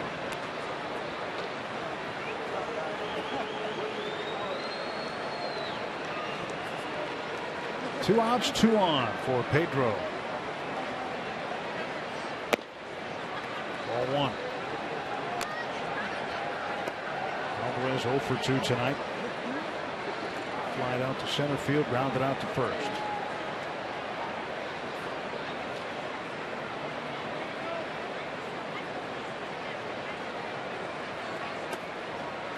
Two balls, no strikes.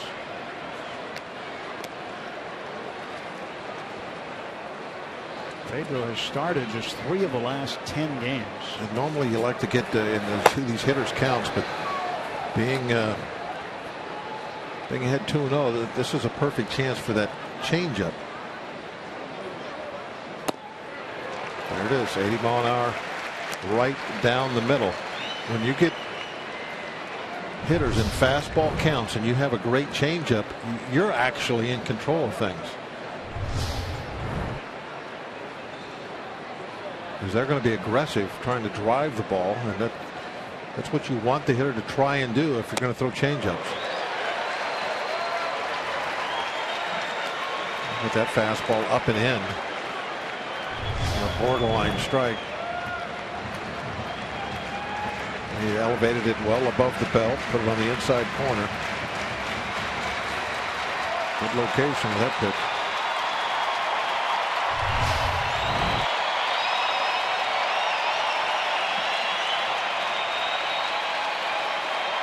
Two on, 2 out. 2-2 pitch. Strike 3.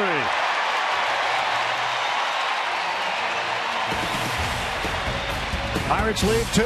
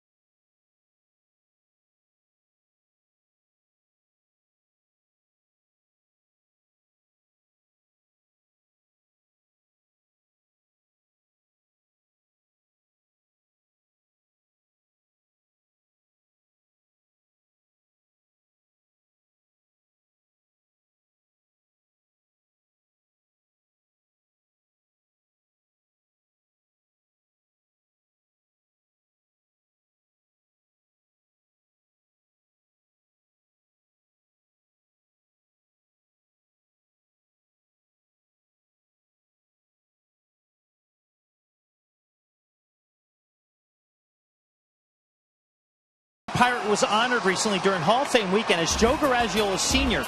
spent 9 years as a catcher in the big leagues and parts of 3 of them in a Pirates uniform. Then he spent more than 50 years as a broadcaster. Last weekend he was presented with the Buck O'Neil Lifetime Achievement Award during the Hall of Fame weekend. He won the Ford Frick Award in 1991 for his work in broadcasting as well. Garagiola is one of the great characters of the game and spearheaded the National Spit Tobacco Education Program, an initiative aimed at ending the use of smokeless tobacco. He came to the Pirates in June of '51, Tim and Bob, in a trade with the Cardinals, and played for the Pirates until 1953. As you get a look at some of the career achievements, he was traded with Ralph Kiner to the Cubs in '53, but the best season of his playing career came as a member of the Bucks in 1952 as Jordy Mercer gets the routine ground out. So the Buck O'Neil Award, presented once every 3 years to an individual whose extraordinary efforts enhance baseball's positive impact on society. So a great honor for a former Pirate and great gentleman of the game, guys. Yeah, a story here too, Robbie, is Pedro Alvarez has been lifted from the game. Brent Morel, and a straight change has replaced him. Pedro has made 3 bad throws to first, one of them an error, and is 0 for 3, striking out with 2 men on in the 6th. So Clint Hurdle taking Alvarez out. But I think, this has just been a pattern really for a while now of Pedro coming out late in the game for defense. It's something they've been doing, and the way the throws have been today, certainly understand it. Didi Gregorius batting with 1 out, the 0-1. Ball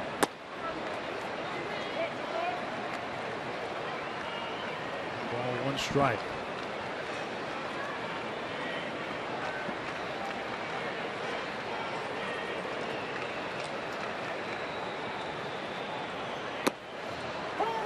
Nice pitch by Vance.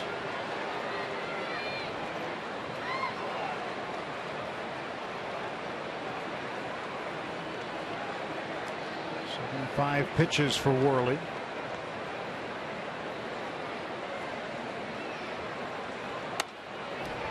And after his 9 innings of work in his last start, they I would think would be a little on the conservative side with the number of pitches that he's throwing. And in a tie ball game, this could be his last inning of work because his spot's going to come up in the top of the 7th.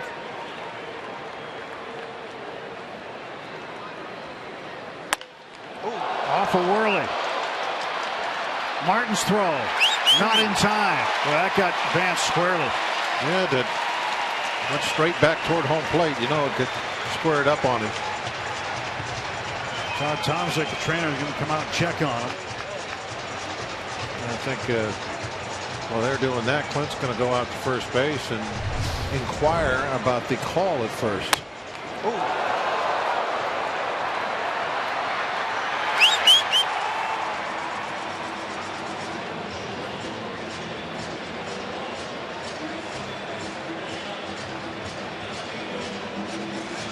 Hip. Yeah, he'll be all right. Thanks. So now Clint will go check on the well-being of his starting pitcher. This won't count as a visit.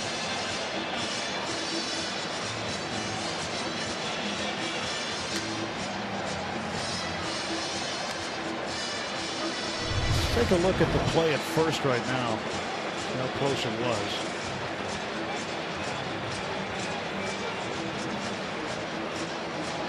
Allegheny Health Network Supermo slowing it down for us. But the Warriors get the right foot on the bag before I caught the ball. And now Jared Hughes starting to warm up.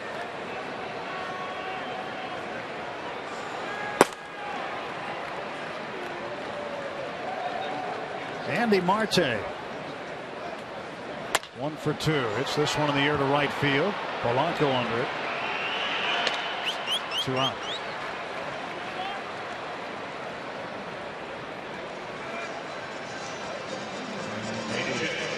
Chase Anderson out of the ball game.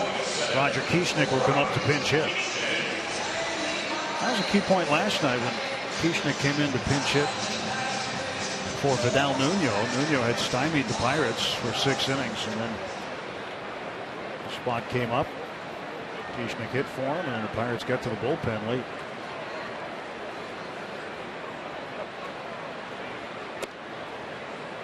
Anderson did a nice job. He around the strike zone pretty much all night long, and just that changeup that he is known for really kept the hitters off balance, and that's what it's all about. Just take the sting out of the bat, destroy the hitter's timing. Strike to Kieschnick. Kieschnick was called up at the beginning of this series on Thursday. He and Andy Marte called up the same day. That was the day that Martin Prado and Gerardo Parra were sent away via trade, so had 2 spots to fill. The return the Diamondbacks got were all minor league prospects, so they went to the respective teams they were assigned to. There were 2 spots left on the 25-man roster, so Kieschnick called up for the 3rd time this year. off-speed pitch right there. Breaking ball in for a strike, and it's 2-2.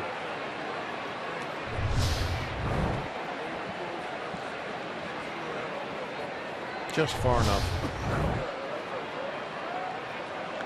2 outs. Gregorius at first base. Strike 3 call. Second strikeout of the night for Vance Worley. 1-1 heading to the 7th.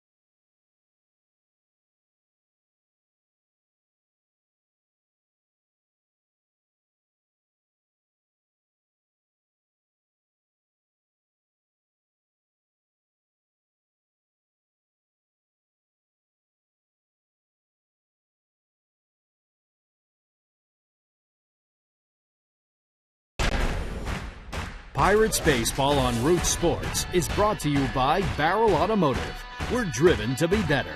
And by Levin Mattress, located in all Levin furniture showrooms and freestanding stores. Let's go Bucks! 1-1 as we start the top of the 7th inning here at Chase Field with Bob Walker and Tim Maverick. Glad you're watching Bucks baseball with us. Vance Worley, who was struck on the hip by a Didi Gregorius line drive. Did you see that? A little slap on the hip that got his attention. Yes. Everybody taking a shot at him. See that? Pirates love to get him a run right now, get him to be the pitcher record to the good. But he's going to be all done. His spot in the order comes up 3rd. Defense hit for another excellent start by Worley. Rick Sofield, first base coach. Funny guy. Just 1 run in 6 innings. Definitely quality. Oliver Perez, the veteran left-hander. Homer Bucko. See what he has in store. The other night he was a little off, I thought, with the control. I mean, he can be a little everywhere. I think you have to make sure that he's throwing the ball over the plate before you give it a swing.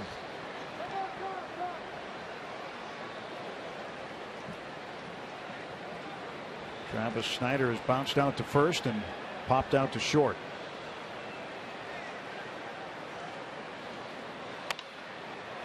Nothing in 2 to Travis. Oliver will sometimes be quick to the plate. Sometimes he'll give you that big turn and kind of whirl his arms around. Anything to try and distract the hitter a little. There's the turn and I don't know what would you call that, an arm pump, or it's just a lot of movement.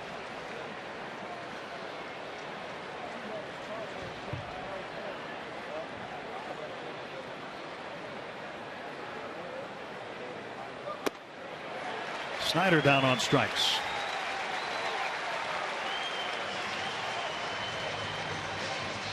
Perez picks up the strikeout to start the 7th.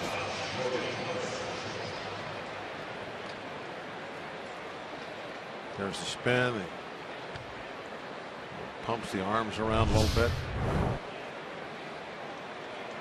There's times he won't do that. Take a little shorter leg kick. Pretty much just go straight to the plate. That little in-between action there.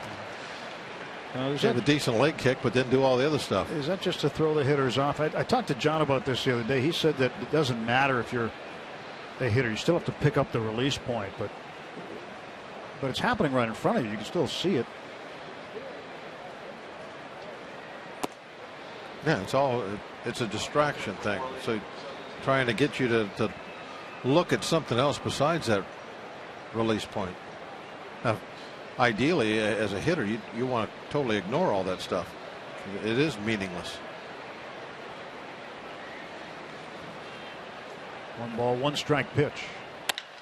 And Jordy hits it up in the air to center field. Ender Inciarte underneath it. 2 out.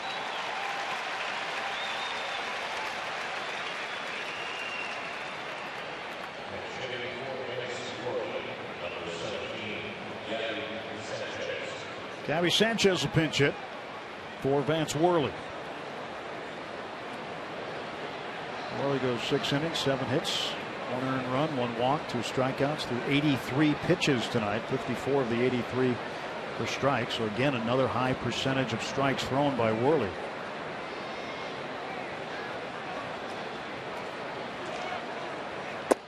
Strike 1 to Gabby. 227 for Sanchez. 5 homers and 18 knocked in.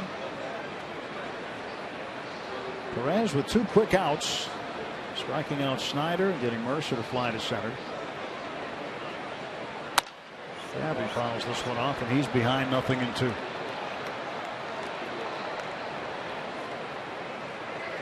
Jared Hughes ready in the Pirates' pen. Francisco Liriano over there on the left. He'll go tomorrow in the finale opposite Trevor Cahill.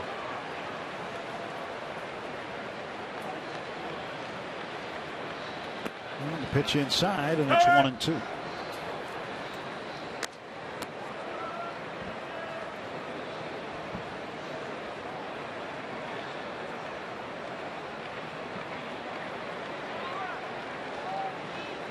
Perez pitched in game 1, went 2/3 of an inning. Gave up a hit and walked a man, but didn't give up a run. Gabby releases that one foul.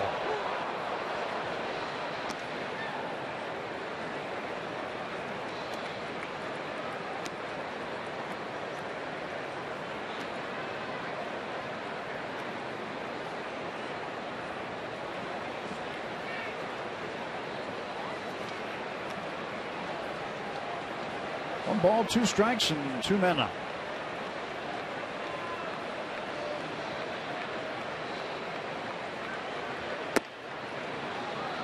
Count is even, 2-2.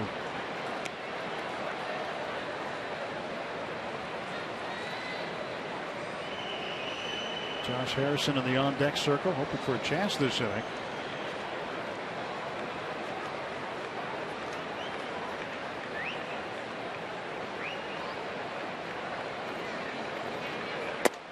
Inside, check the swing. No, he didn't, says first base umpire Ed Hickox, who rings up the strikeout. Perez retires the side in order, striking out 2. Gabby tried to hold it,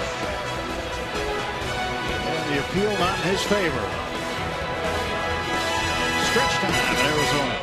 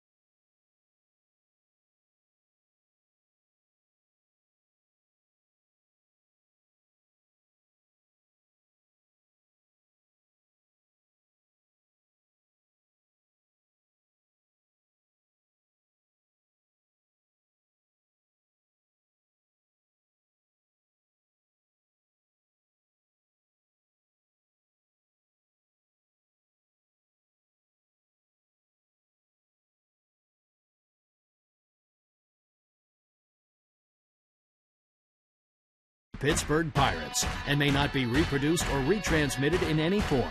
And the accounts and descriptions of this game may not be disseminated without the express written consent of the Pittsburgh Pirates.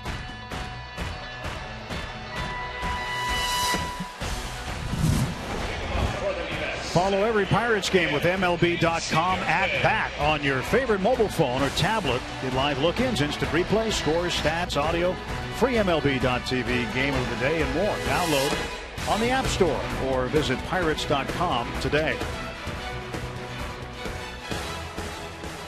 Jared Hughes takes over for the Pirates. He'll face the top of the order. Ender Inciarte, Aaron Hill, and David Peralta in a 1-1 game, bottom of the 7th.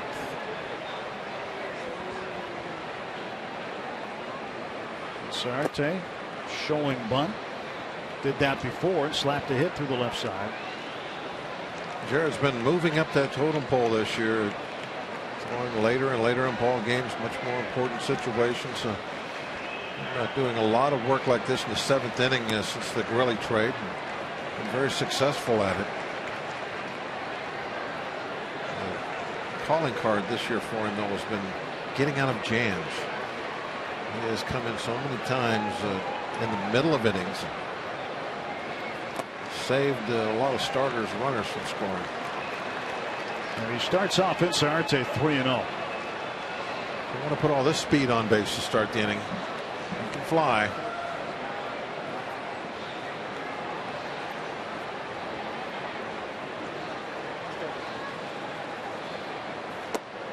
Four-pitch walk. And the go-ahead runs aboard with nobody out.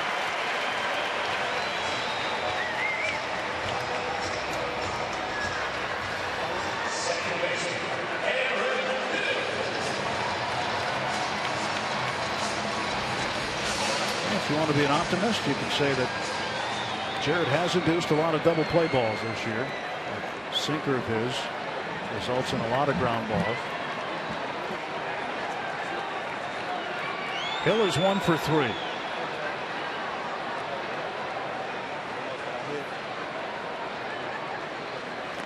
Cincinnati back. Jared pitched against the Giants on Wednesday, retired 3 batters. He's been charged with just 1 earned run in his last 13 and a third innings pitch. Talking about double plays, he came in Sunday against Colorado. Bases were loaded. 1 out, got an inning-ending double play. Got out of that jam.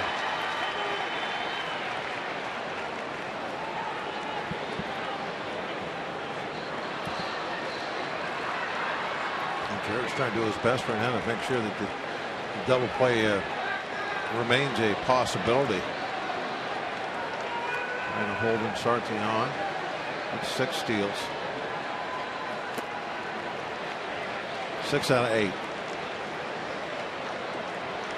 Just needs a word with Jared, who hasn't thrown a strike yet. Well, he might be going to go out there to tell him is just as far as Inciarte is concerned, just get him flat-footed. I'll take care of it if he runs. But make sure you stop, wait, get him flat-footed, and then when you come home, focus on your pitch. You got to throw strikes. You can't let your attention be divided between that base runner and your job at home plate. Job at home plate is the most important.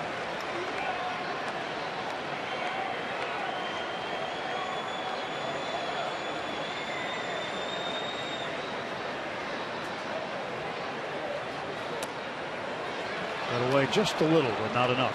He seems to be missing in that same spot, pitch after pitch.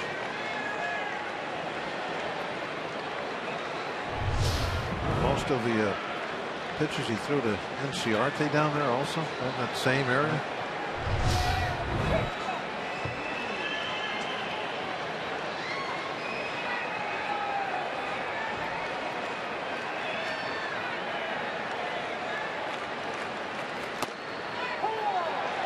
And got one there.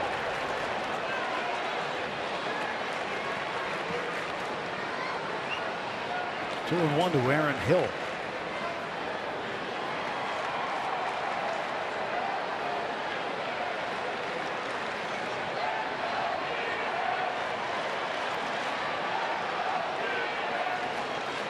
First base, and Inciarte is back. Remember, Aaron Hill made some history 2 seasons ago when he hit for the cycle not once but twice.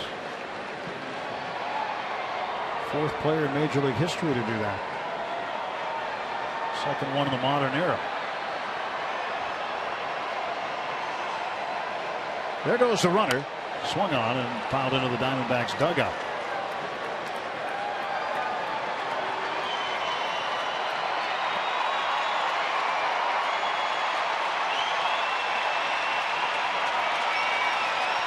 Back to first base goes Inciarte. Now 2 balls, 2 strikes on Hill. 2-1, good hit and run count.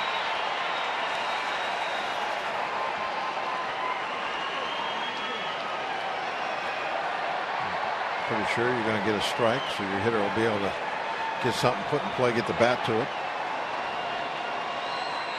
They pulled it foul. Oh my! Looked good. Looked like a maybe anyway. Full count, 3-2. We'll see if they start the runner now. The ball just ran in a little too far. That's the time where that movement hurt you. Took it out of the strike zone. Inciarte goes, swung on, and that's to left field on a base hit. Inciarte going to third. Snyder's throw, not in time. The Diamondbacks with the go-ahead run at third base and nobody out.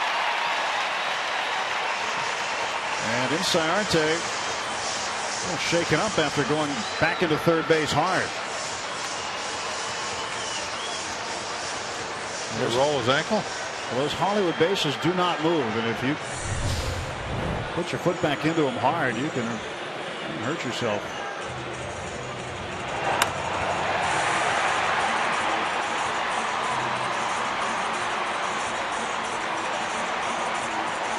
Looks like he might have jammed his foot in there on the slide. Well, he definitely went in nice and hard, but you don't see anything. He immediately grabbed the top of his foot. His ankle, maybe.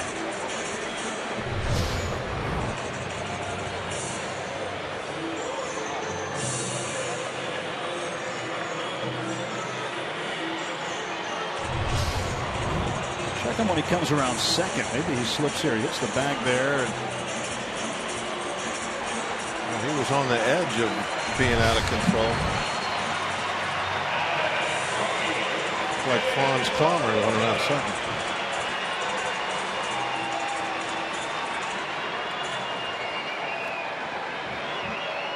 No, Franz wasn't a baseball player, folks. He was always on the edge of being out of control. He was a skier, Olympic skier. The runners at the corners, infield in, nobody out. Peralta hits one wide of first base.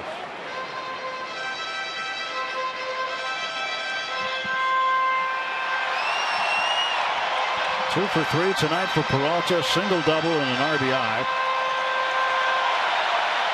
Double came in the third inning, and there was a little question as to whether or not it was a home run. Had to be reviewed, and the call stood.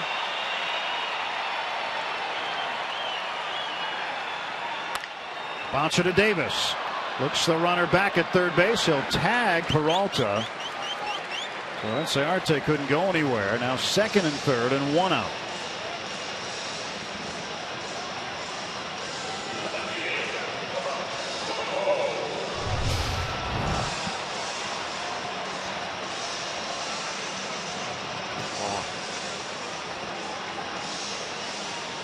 What would have happened if I just would have right about now, so it's second. I guess you don't want to take a chance there. Once he had him stopped, might have been able to go to second base, but you're not going to get a double play anyway. But at least you would keep it in order for this pitch. Trumbo swing and a miss.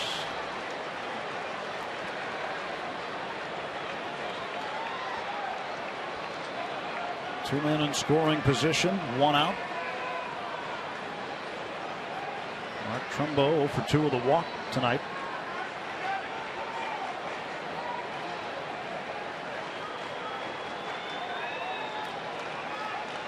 Jared's 0-1 delivery.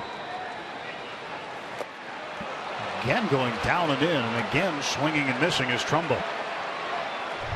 Swung at 2 pitches that really haven't been close.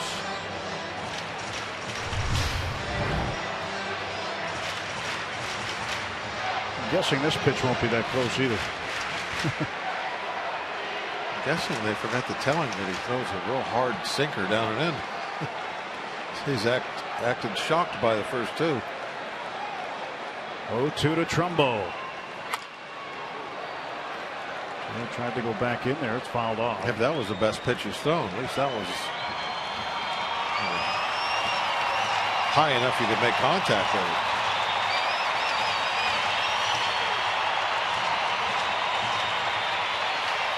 Jared doesn't strike out a whole lot of folks, but this would be a nice one to get.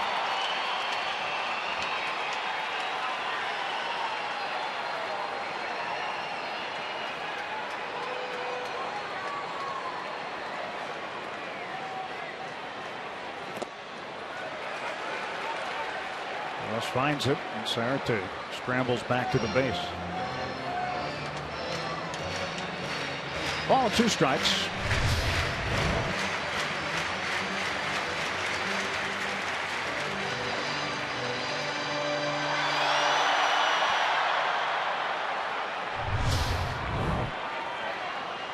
Infield in for the Pirates, and Sarate at third base, and Aaron Hill is at second.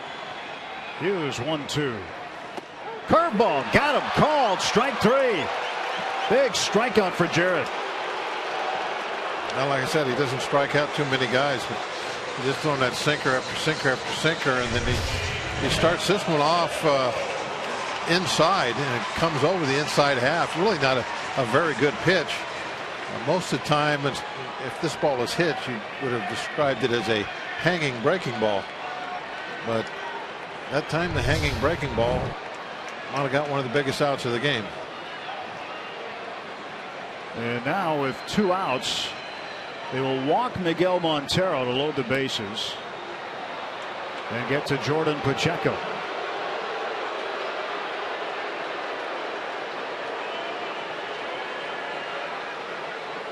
And Hurdle electing to put Montero on.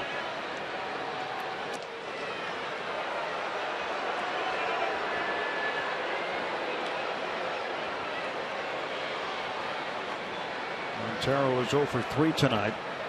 Grounded out 3 times.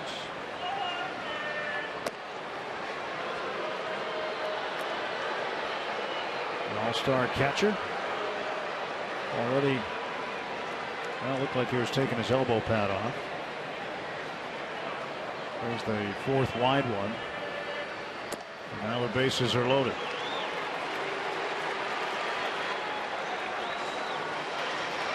Arizona with the sacks full and 2 outs.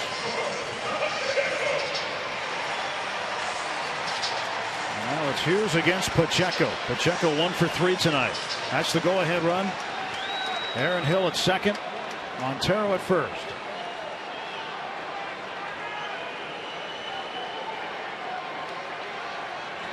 Well, with that second out, the infielders can move back to where they have their maximum range. Hopefully another ground ball, and this inning's over. Inside ball 1.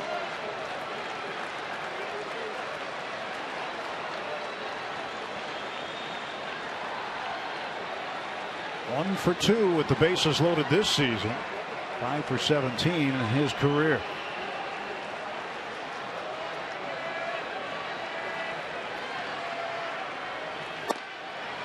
Two and 0.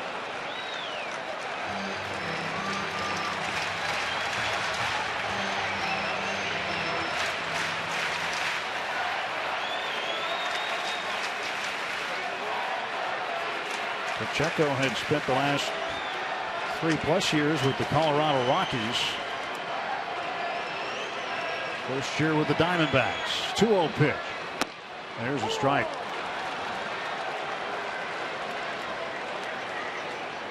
Two and 1 to Pacheco. He can also catch. He will catch occasionally, but has played third base and first base in this series.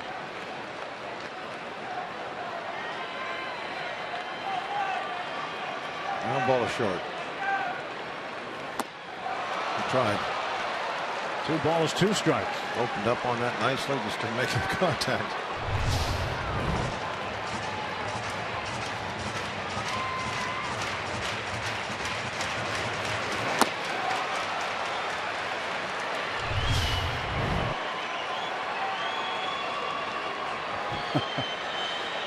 He is prepared. It's Jolly Roger. 2-2. Foul ball. I think if Jared gets out of this inning, we should see some cannonballs.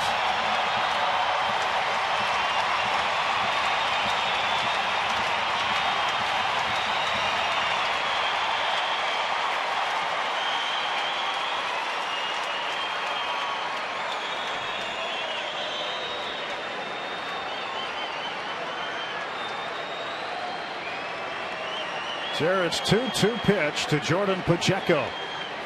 Strike 3, got him. And the Diamondbacks leave the bases loaded. The Pirates coming to bat in the 8th when we return.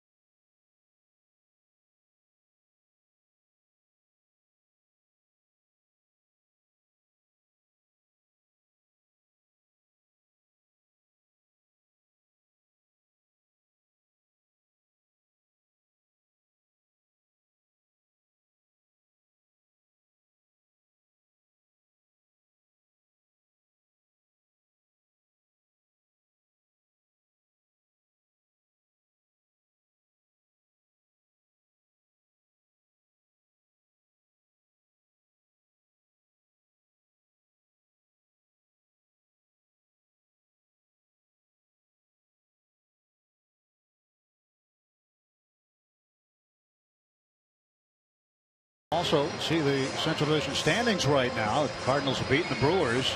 If the Pirates can win this one tonight, they'll trim another half game off that and get to within a game and a half of Milwaukee.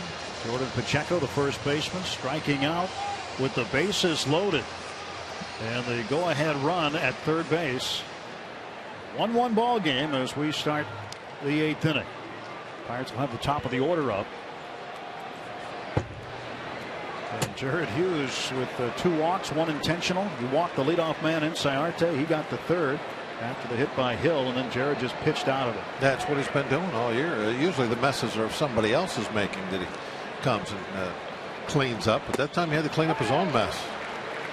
And Brad Ziegler, he is a tough customer.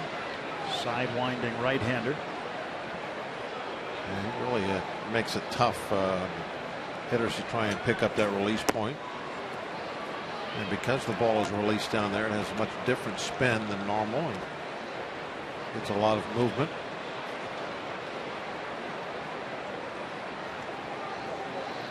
One ball and 1 strike. And bouncer in the hole at short. Gregorius throws it offline. And Harrison's got to stay at first base. That'll be a base hit for Harrison. Would have beaten the throw, and it was a long way to go for Gregorius. So Harrison with 3 hits The Diamondbacks a little fortunate on this one that. Oh, look at that! Right next to the opening to the dugout. They could have slipped in there. Jay Hay would be at second.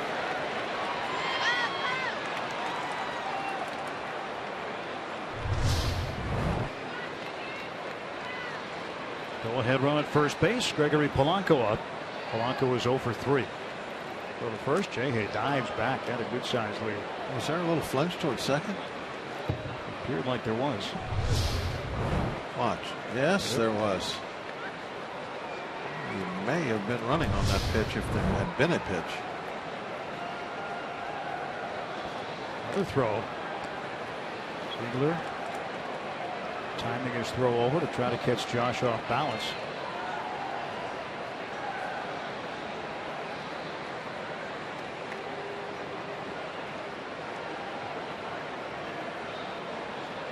Good time for Gregory right now. Pitch out. So Polanco with a free ball. Arizona convinced Harrison was doing something. We saw that same thing we did. Saw the flinch towards second base. Thought it was going to be first pitch stealing or first pitch hit and run. Alan Trammell, the bench coach, calling the shots. Kirk Gibson ejected in the second inning. There goes Harrison. Polanco fouls it off. Well, the way Polanco swung at a pitch that really was down in a way, I got to believe that was a hit and run. If that's a straight steal, he would have taken this one. Watch the location of this pitch.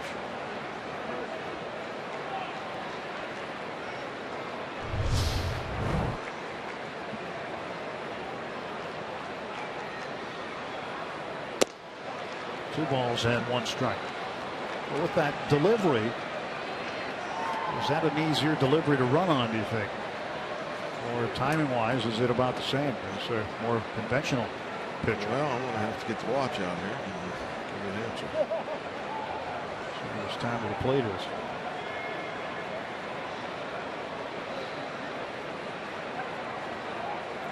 First. Good. I need the extra time. Okay, now I got it. Now you got the. You know, there's an app for that. It took me a while. Yeah, I couldn't find the app. I have so many apps. I had to thumb through them. You used to travel with an actual watch. You don't anymore, do you? No, I have slimmed down. It's amazing what these machines do for you. 2-1. There goes Harrison, and Polanco shoots it just foul down the third base side.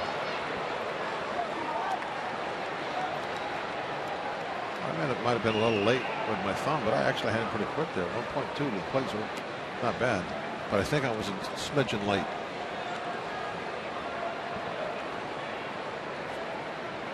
Gypsies had 1-2. They had 1-2 also.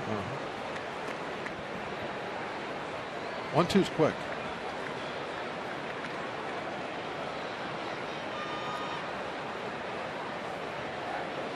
Two to Polanco. Outside, full count. I got nothing that time. He had me leading first. Cutch waiting in the on deck circle. Harrison probably take off with his 3-2 pitch. See if I can make my thumb work this time. I'm actually better with an old stopwatch. Sorry. There goes Josh, and Polanco fouls it off. Can you get that time? Nothing. It's still running. I hit it. It didn't stop. Operator error. It's like, see right there, you go start, and then I hit it again. I kept going. But the time it takes you to go like that. Yeah, but if I get it closer, that it might go. That's why I need the buttons on top. I don't like these new modern things. In fact, change is such a bad thing. I'm putting that down. I'm not messing with that anymore. Nobody out. 3 balls, 2 strikes. There goes Harrison, and Polanco bounces it right back to Ziegler. Nobody home at second base. He'll go to first. Polanco is out. So by starting Jay Hay, the Pirates stay out of the double play, get the go-ahead run in scoring position, and Polanco's at first. Catcher's interference. Ah. Well, there's something you don't see every day. Catcher's interference on Miguel Montero. So the bat struck the glove of Montero. And no outs remain, and 2 men on now for the Pirates. Oh, yeah.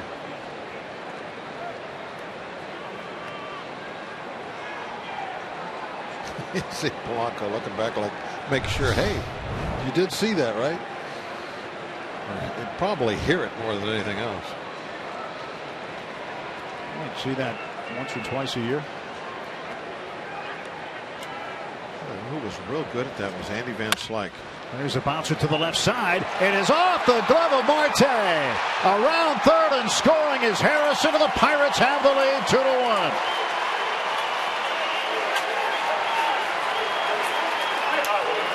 Cannonballs in the pool.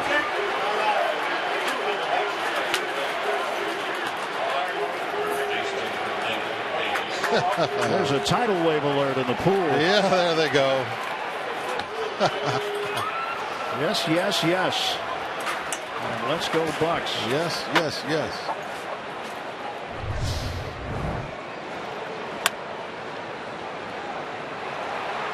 So a base hit from McCutchen and a run batted in. And the Pirates in front. I think that was so close to being a horrible play for the Pirates. I think they would have definitely got an easy out at second base. Marte could have made that play. And Jay do a little kind of a little high step type skip coming across the plate. Well, he scored a touchdown. Yeah. The last 5 yards there is a little different. Mike Davis fouls this one off. 2 hits for McCutchen tonight. It's his 66th run batted in. 4th in the league. Paul Goldschmidt next with 69, and Marte not able to make the play. Trying to flag down that ball in the hole and went off his glove. 1-1 to Ike. So good opportunity now for the Pirates.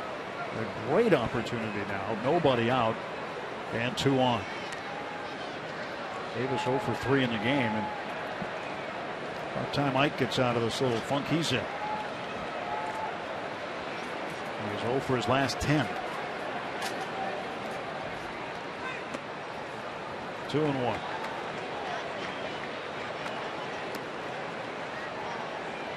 So Ziegler was normally Mr. Reliable out of the bullpen for Arizona. Gives up the go-ahead run tonight. Pirates scored 3 runs in the 8th last night. We've got 1 so far tonight. Davis a chopper toward first. Pacheco will step on the bag, and that basically serves as a sacrifice bunt. If you're not going to get a hit, that's the next best thing. With nobody out, just move both runners now into scoring position. 9 earned runs allowed in the last 4 1/3 innings for the Diamondbacks bullpen. Not good.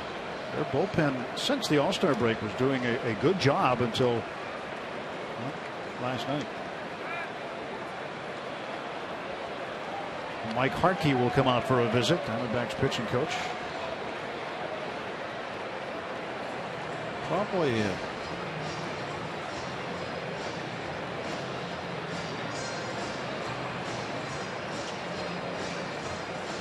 short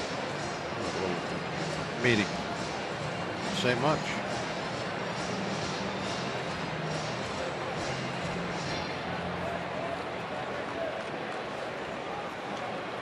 Bannister and Dave Joust discussing with Clint Hurdle. Martin 1 for 3. Last time up in the 6th, he had a base hit. Polanco's at third base. McCutchen leading off of second. Infield comes in. Ball 1 to Russ. Martin's hit safely in 9 of his last 10 games. He's hit in 3 straight, but he has struggled against Ziegler in his career. 0 for 6. Yeah, but there's just 5 strikeouts.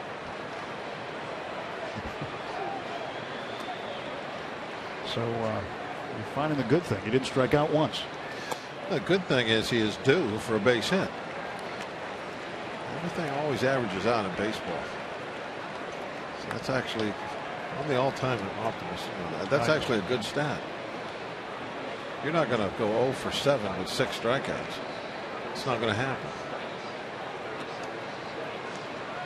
2-0 pitch. Breaking ball for a strike. 2-1.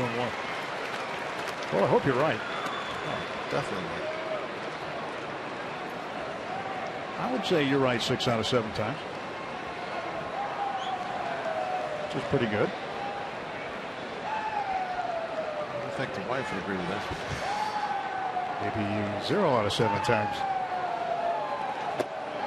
No, he didn't swing. Thank you.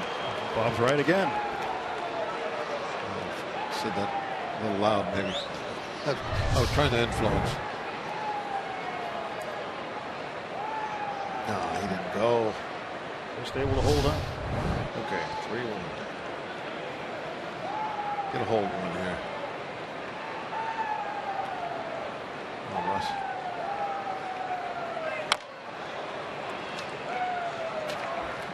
The balls and a strike still. That's the count. I did not want to see 2 strikes.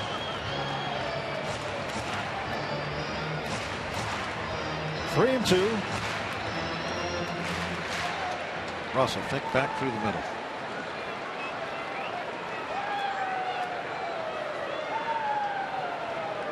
Two on, 1 out. Martin at the plate. Pirates have taken a 2-1 lead this inning. Hit it right back through that path. Payoff pitch. A high chopper. Polanco coming to the plate. He's going to score. And safe at first. Here comes McCutchen. He scores. 2 runs come in. 4-1 Pittsburgh. Well, I guess he didn't strike out, did he? Scored 2 runs. How about that aggressive base running by Kutch? They're stunned down in the pool. They don't know whether to jump or not. As soon as Kutch saw that ball hit the ground, he took off, and nothing for Pacheco to do but put it in his pocket.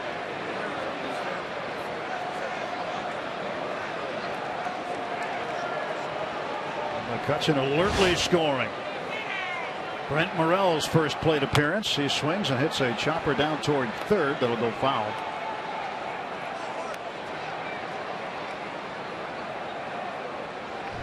Kutch always taking advantage of that speed.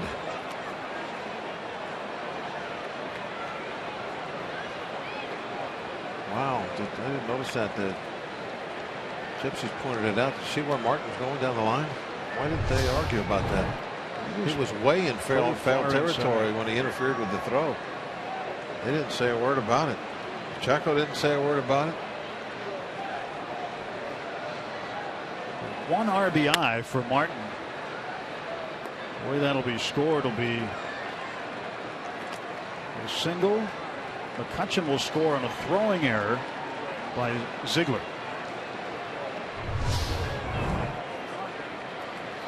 Look where Martin's running, and the ball hits him right in the back. He was on the grass. Now, I'm not saying that they would have changed it, but I am really surprised that nobody said anything about it. Morel hammers this one and going back after it. Inciarte, that ball good for extra bases. Martin coming around third. He's going to score standing up, and Brent Morel makes it 5-1. He hit it to the big part of the yard. There's the cannonballs.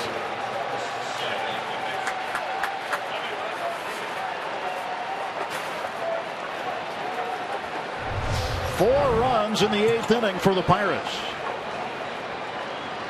That one right in the wheelhouse. 4-13. That was off the little patio up there. That was a long blast. Look where they hit. Maybe a foot from being a home run to the deepest part of the ballpark, right up above the 413 mark. Morel's second hit as a Pirate and his first double. His first run batted in. Having fun at the pool in Arizona. 5-1 Bucks.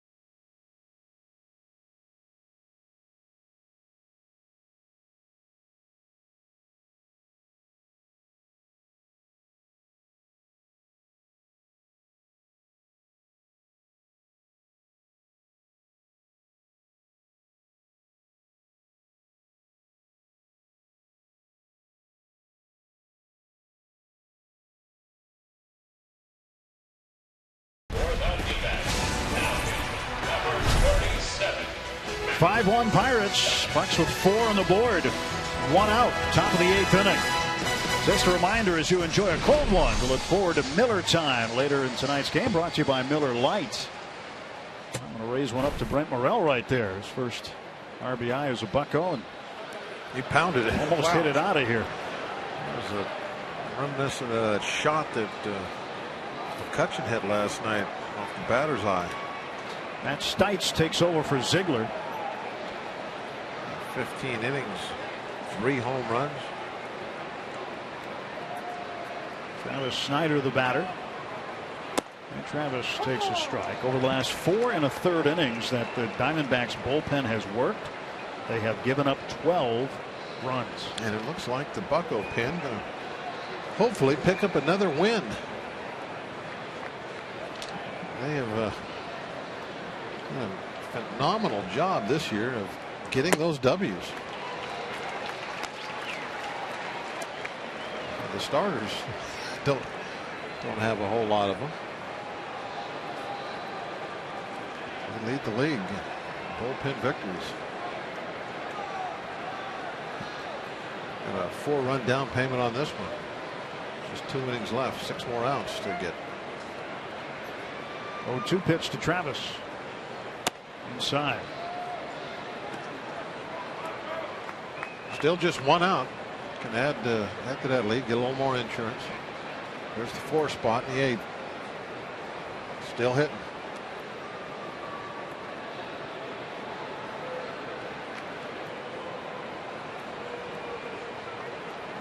One and 2 to Snyder. Morel off second base. Stites ready to deliver. Travis fouls it back.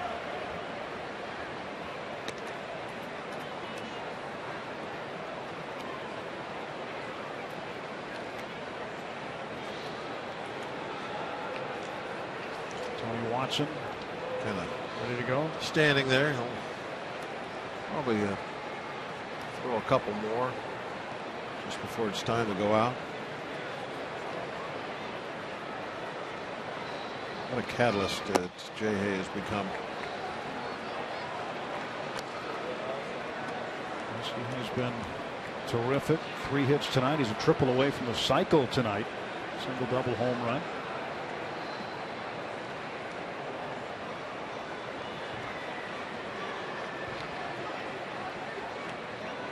Two balls, 2 strikes.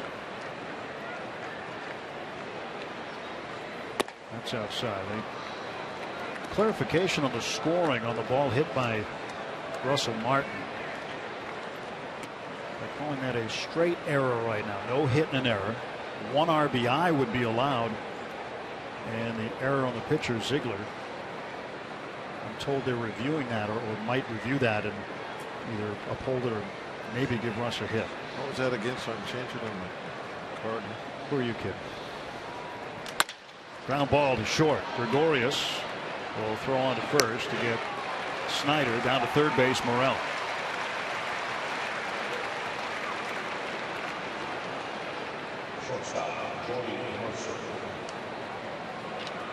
You stopped keeping score at the top of the first. I don't keep score very often on television. You got an iPad with a score on it. Got a scoreboard with a score on it. You got a scorecard right here, and we got gypsies keeping score downstairs. Got scores everywhere. I would just add to the clutter. All you have to do is ask, right? If you want to know anything. That's very green of you to not waste paper. Exactly. Very smart. Someday, everybody will just go with the electronics and do it on your phone. Yeah, just keep score on the. Well, I think what do you call it? A tablet, I guess, is what you're supposed to call them. I think that's the perfect way to do it. 1-1 to Jordy.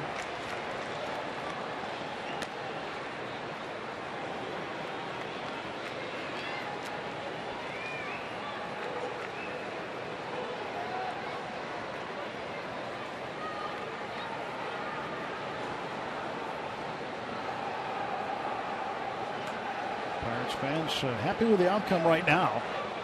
Hoping it stays this way. I can hear the guys at the pool right now. That's them in the background shouting. They are having a great time out there. They're loving the scoreboard too. Look at them. Where can Pirates fans go on the road and have a pool party? Watch their team win. Right here, Phoenix, Arizona.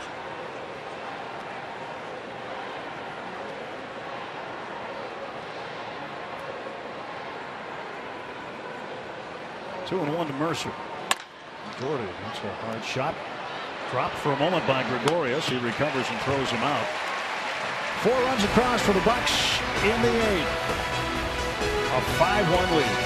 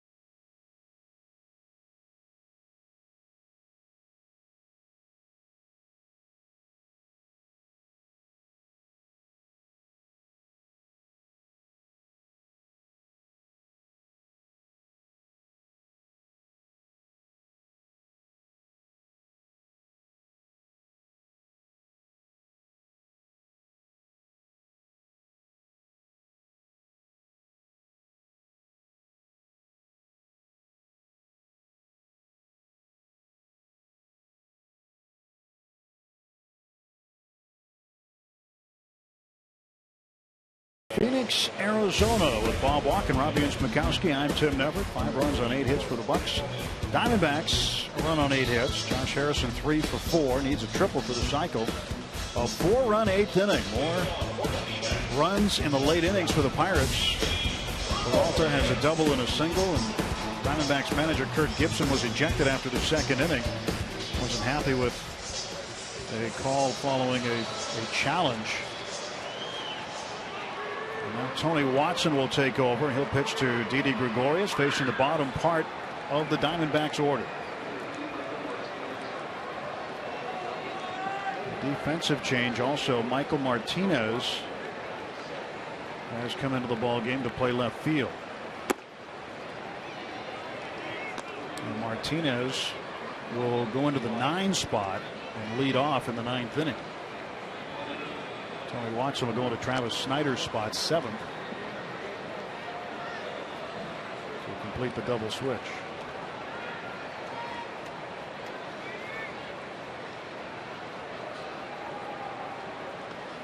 One-0 pitch.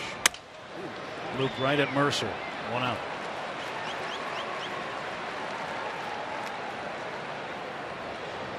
Friends, join the Pirates and Pirates Charities as we stand up to cancer at PNC Park this Friday as the Bucks host the Padres at 7:05. Ticket packages are $50.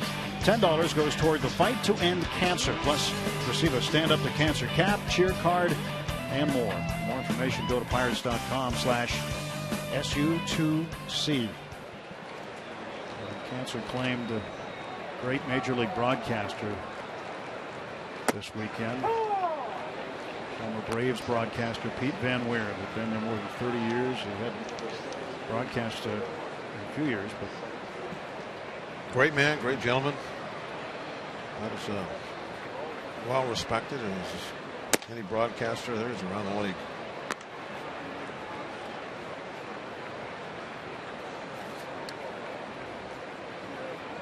One ball and 1 strike to Andy Marte. Reach for that one. That's strike 2.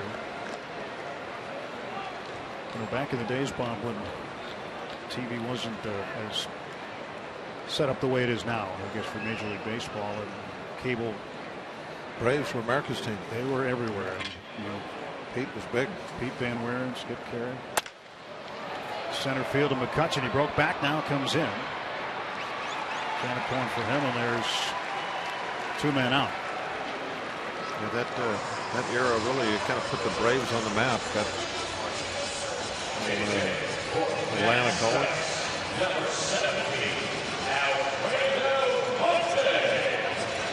And Andy Marte is out. Now Alfredo Marte just called up today to take the spot of Paul Goldschmidt on the 25-man roster. He'll get a chance to hit 16 games this year, hitting .258.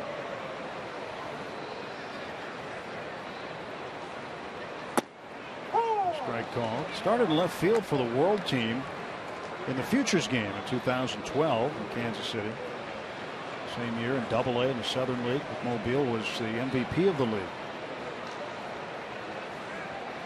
3rd time he has been called up from Triple-A Reno. Finds himself behind in the count. Tony Watson 0-2. Randall Delgado pitched in the ball game last night, warming up.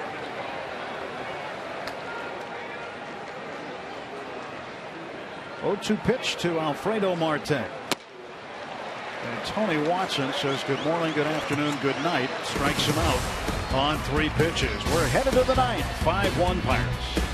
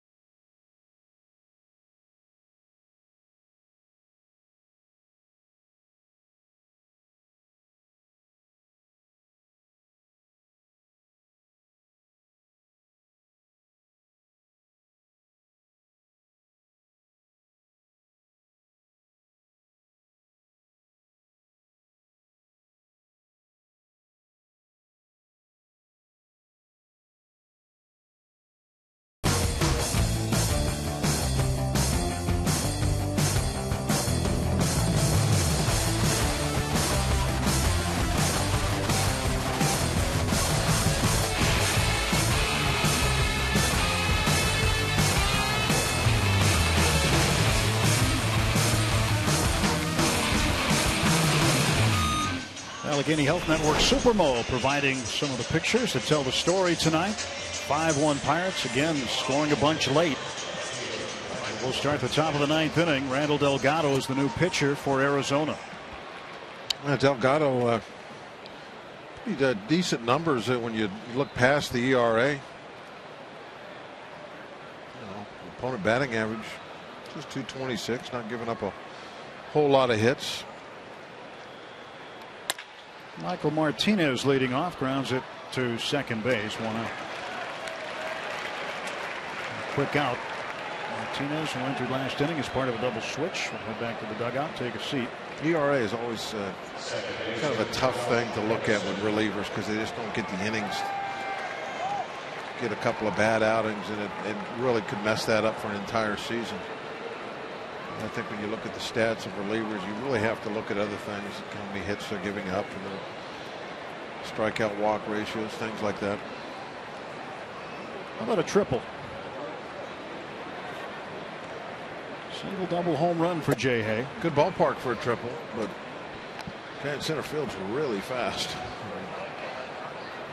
Would have to I think be the left center because he's really shading him to right center. Well, he had a triple in the 8th inning last night. One ball, one strike. That ball came off the very top of the wall, and it looked like it hit NCRT and then bounced way off to the right on the rebound. He was able to get to third. There we go. Yes, that's a strike. 1-2. Came off top of the fence out by the swimming pool.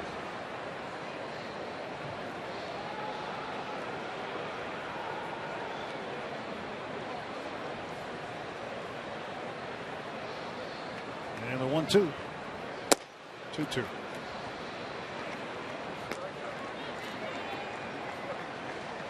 Mark Melanson warming up.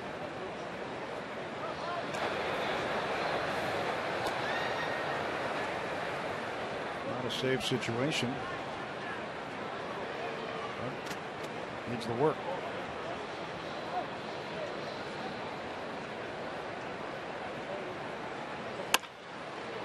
That's just fouled down third. Have a day, Jay Hay. 3 hits. Another multi-hit game. His 31st multi-hit game of the season. Started it off with a double in the first. And this one, a little hop skip after he hit it. Home run number 10. And a base hit there. Gregorius not going to make that play. And a strikeout mixed into the 5th, so 3 for 4. Stays alive. Count still 2-2 to Harrison.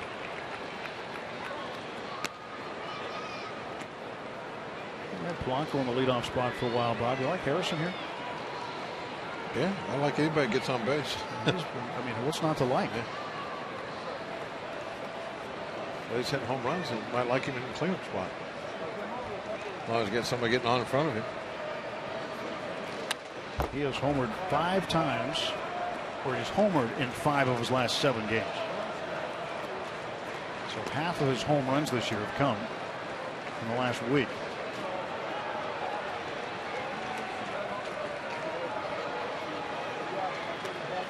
McCutchen would like to have some of what Jay Hayes having.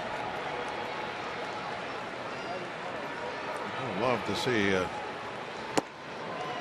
hit one in the gap and just see how close he can get to third. Catch 2 for 3 tonight, but the home runs haven't been there lately.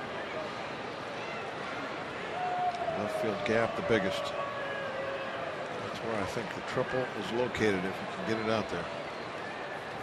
Ball 4. Throw him a strike. So a mixed bag for Harrison. He has reached base 4 times.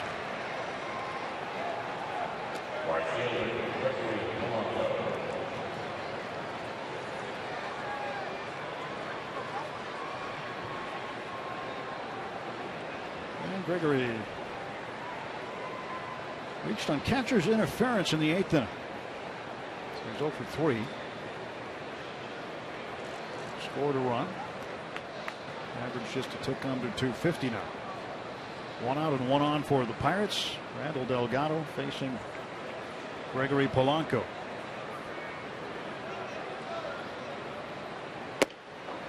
If you can get this offense to start hitting on most cylinders, it could really be something else.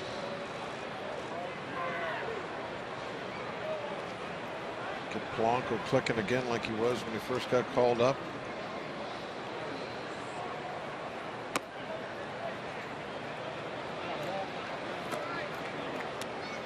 Pirates win this ball game. They'll be a game and a half behind Milwaukee for the division lead.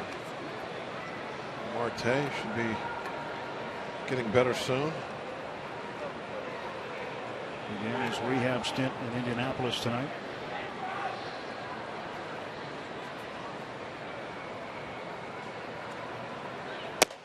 That's up and out. And it's 3-0 to Gregory Polanco. Well, somebody's going to win that series between the Cardinals and Brewers. They're even at a game apiece, so tomorrow will determine who wins that series. And if it's the Cardinals and the Pirates would win, they'll shave another game off and take it to a half game for the day off on Monday.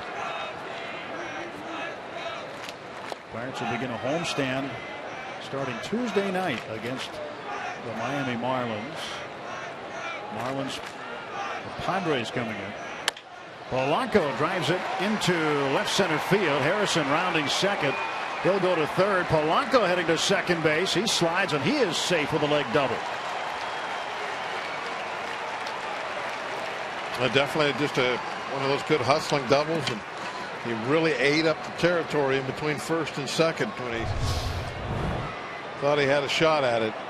Long legs of his. Took a pitch that was off the plate a little bit. Just kind of punches it out there. They're playing him over the other way to pull a little bit. Kind of rolled onto the throttle a little bit, but once he had it on the rug, made it in there really quick. Polanco has hit in 4 straight. Infield is in. Andrew McCutchen at the plate. Ooh. That one inside. And right now you wonder if somebody's thinking about last night. Double number 4 for Polanco.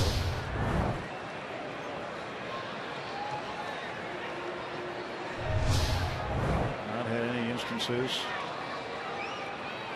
of retribution for Goldschmidt being hit last night. And we hope that's just done and over with. Appears as though it is. 2 balls, no strikes to McCutchen. Goldschmidt, a fractured left hand. Frieri hit him last night in the 9th. Ernesto apologizing today. Tried to do it when Goldschmidt was on base last night. 2-0. And there it is. McCutchen hit and Delgado run from the game. There were pregame warnings issued, and McCutchen is struck in the 9th inning. And Clint Hurdle coming out to see if McCutchen's all right. McCutchen spikes the bat. I've never seen Andrew so upset on a baseball field as he is right now. Well, I was hoping that, it wouldn't come to that. I mean, it's 95-mile-an-hour fastball right in the middle of the back. You know, there's a big difference between pitching inside to get outs and trying to hit somebody with a fastball. Big difference. To me, this is finable and suspendable. You have got to be sit down and fined. There is no way that's not intentional. No way.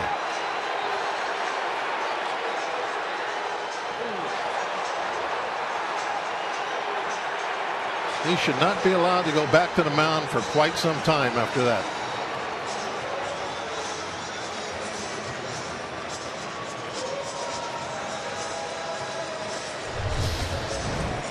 That is a total different animal than trying to do your job and get outs and, pitch inside, and somebody might get accidentally hurt sometime. That is uncalled for. There was no reason whatsoever for any retaliation. There wasn't anything that was out of the ordinary what the Pirates did. But that right there is way out of the ordinary.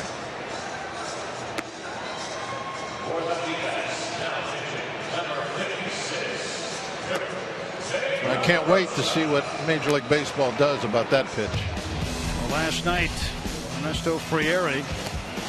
I mean, that's just pitching inside. In fact, watch the hands move forward before they move back. In fact, they never moved back until the ball hit off of him. He was starting his hands forward to make a possible swing.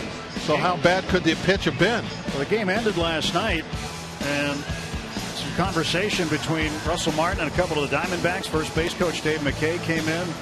McKay was the instigator last night. He left the field and unnecessarily made comments to Martin.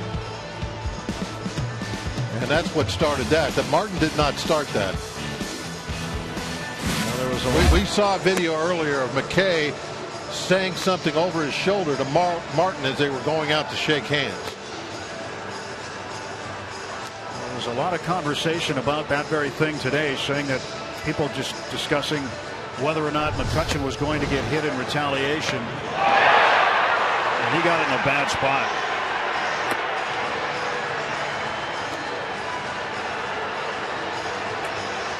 .95 miles an hour in the spine.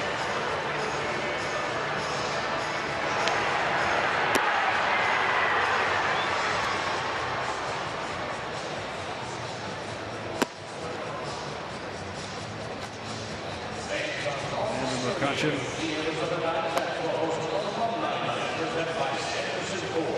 Having some words. More than likely at the Diamondbacks.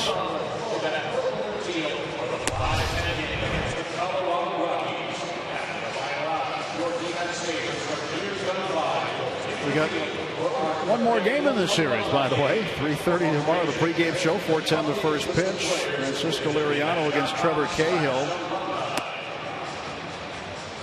To be continued.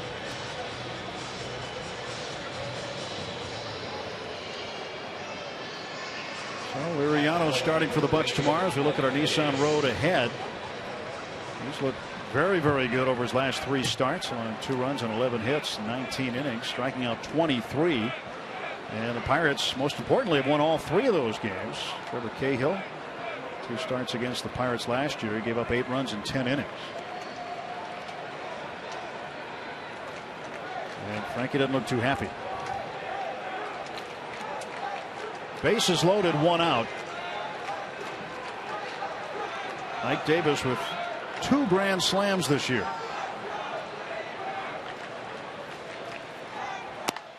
Yuri De La Rosa delivers outside.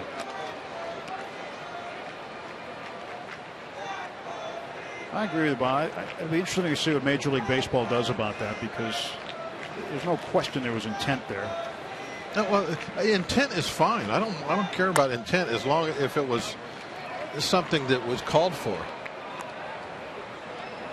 You know, I mean, there are times where you have to protect your players, but that was not one of them. I mean, that was you know, something we thought might happen, but to be honest with you, and we've shown the replay, there was nothing going on. It was just an inside fastball, and you saw Goldschmidt kind of start his hands forward, and he couldn't get him back out of the way in time. Now, the fact is that if he wouldn't have had his hand broken, then it wouldn't have been nothing. But because it broke his hand, that's what all this is all about.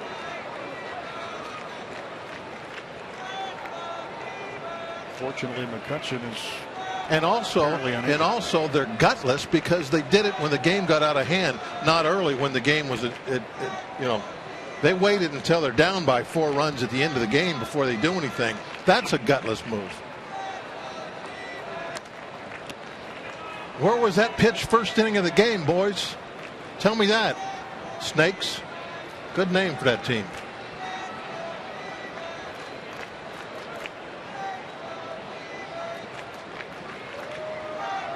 Two and 2 to Ike Davis. He strikes out. Ike down on strikes. They'll bring up Russell Martin. Mike's had a tough night, 0 for 5.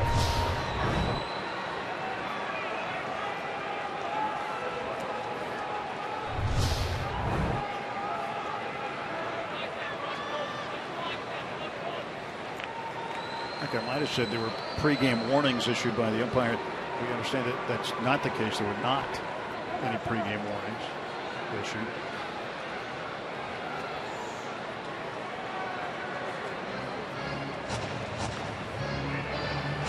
Immediate ejection of Randall Delgado.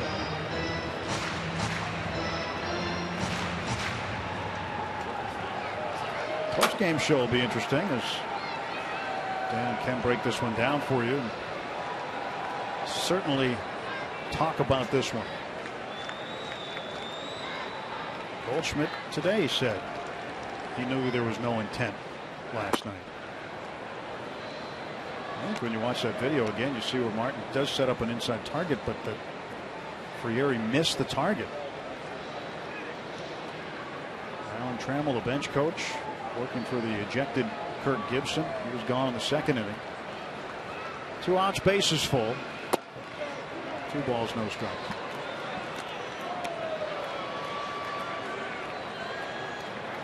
The official score, by the way, did review the play that Martin was involved in the 8th inning, and he will not change it to a hit, so it will be a straight error. And there's Ernesto getting ready to work in the bottom of the 9th.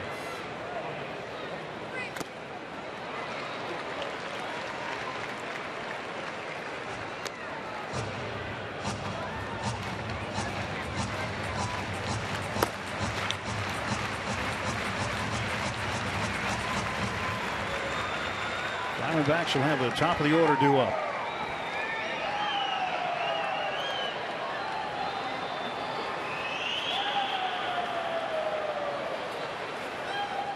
Two and one to Martin. To left field, it's down for a hit. Pirates will add on. Jay scores. 6-1. 2-out RBI single for Martin. The second run batted into the game, his second hit.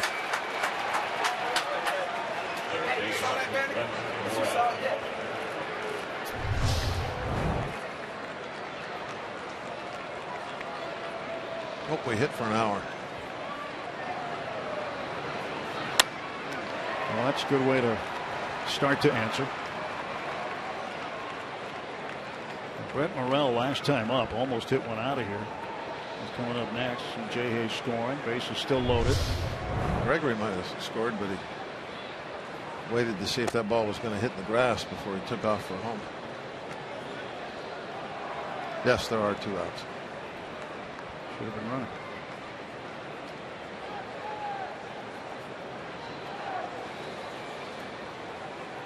One-0 pitch to Morel. Base hit. Another run's going to come in, maybe 2. Here comes McCutchen. Inciarte will not make a throw.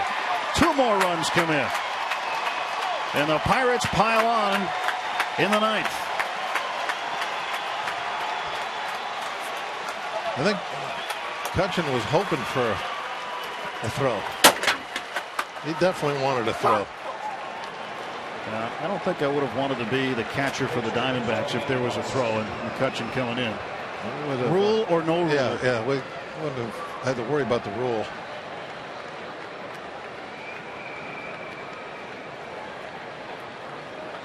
Two runs come in. 8-1. Guess there's times just gotta let the boys make up their own rules. And Tony Watson's going to hit.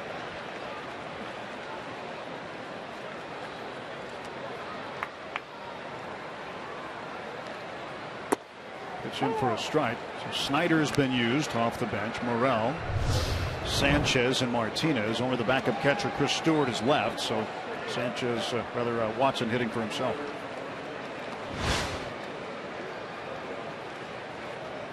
The 4th career 3 RBI game for Brent Morel.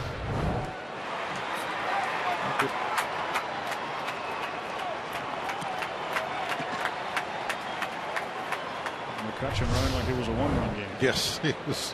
He wanted to make sure he had plenty of head of steam coming toward the plate. He's not in a good mood. No, he is very unhappy right now.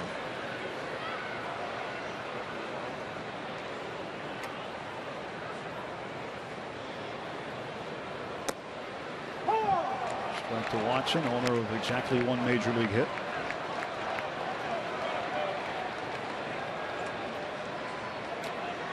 Catch is usually so easygoing and mild-mannered. Always smiling. And that's the other side of Andrew. It's pulled out of him tonight. Watson works a full count. 15 runs in the 8th and 9th innings last night and tonight combined.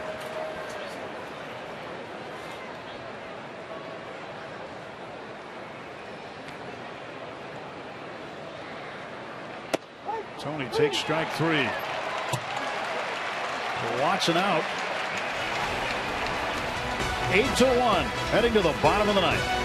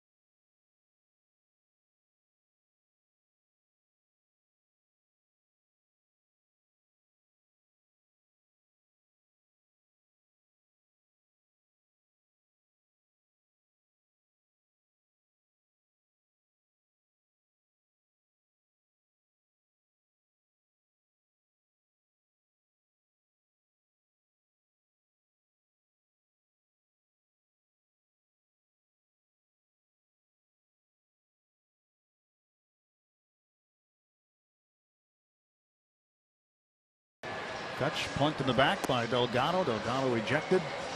Pirates added on some more runs. Now the home plate umpire Ron Culpa came out to Ernesto Frieri and told him, you go play it straight, kid.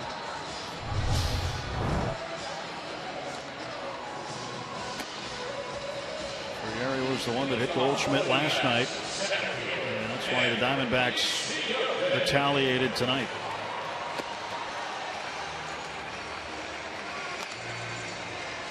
Ernesto Frieri will face Ender Inciarte.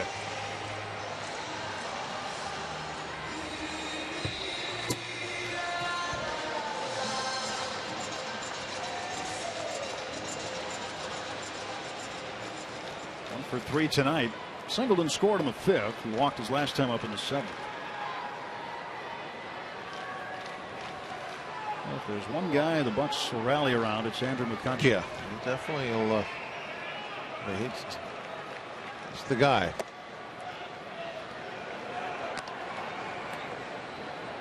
One and oh.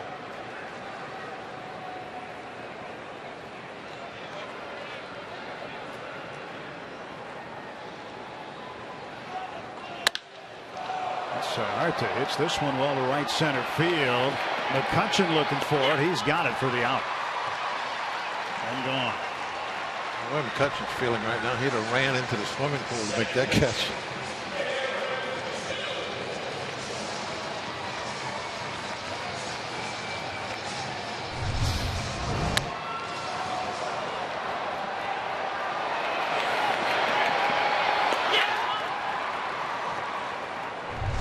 You know, the guys out in the pool were telling him, plenty of room, you got it. They were giving him help.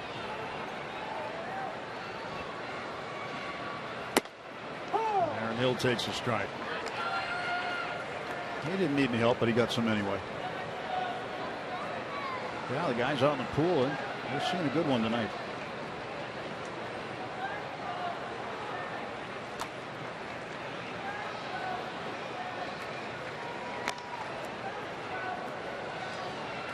Policeman, fireman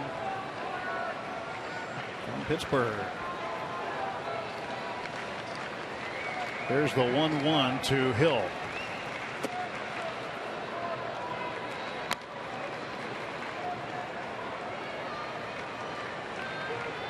Surrender the booty. There are a lot of Jolly Rogers here tonight.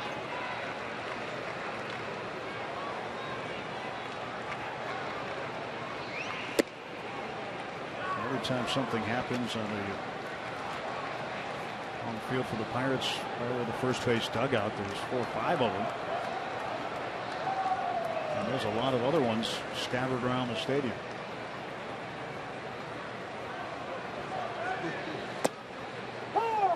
Two to Hill.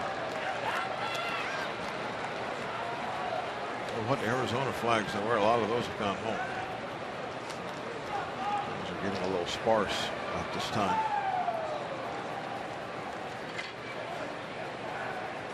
3-2 pitch to Aaron Hill.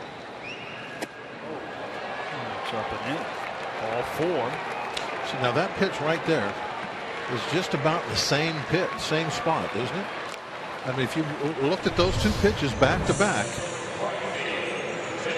that's the same spot as he threw one the other night. So now, should we get drilled again because of that pitch right there? Now, if Hill would have hung in there and started to swing, he would have got hit in the back of his hand. That's what I'm talking about. Like, their pitches get thrown inside. Most of the time, guys move and get out of the way. Occasionally, they get hit. Toronto swing and a miss, and Hill takes second base. Defensive indifference.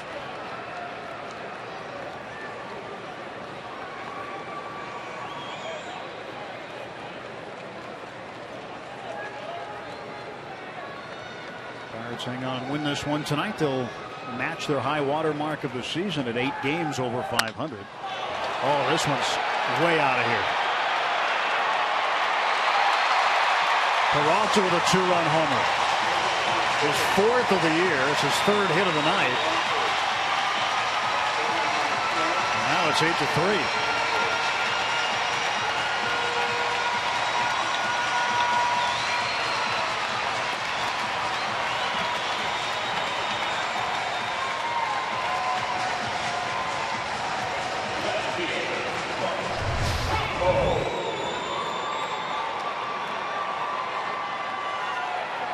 Out over the plate.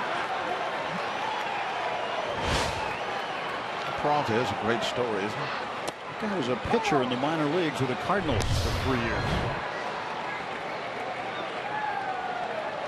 Absolute no doubt smash. Certainly looks like he's finding a home as the right fielder here in Arizona. 0-1 to Mark Trumbo. 1-1.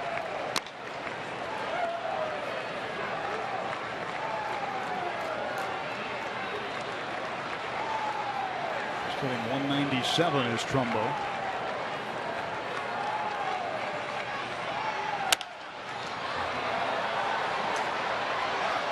So Martin waiting for it. And the Pirates are an out away from wrapping up this ball game.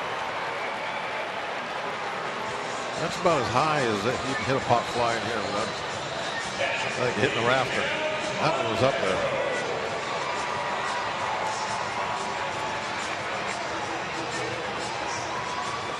Win number 59 is going to be good. The Pirates will be a game and a half out of first place. And that's the most important thing tonight. The Pirate victory and gaining ground on Milwaukee.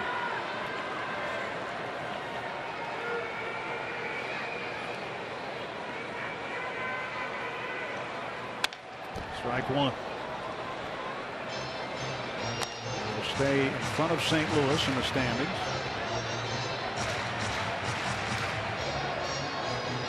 In August, if you start to look at the wild card standings, the Pirates, as of this morning, as of last night, were in that second wild card spot by themselves.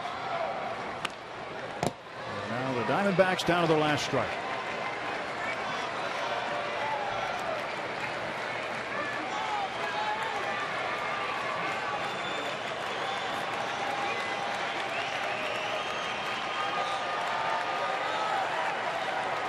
Looking for their 5th win on the road. Josh Harrison, another multi-hit night, 3 hits, including a home run.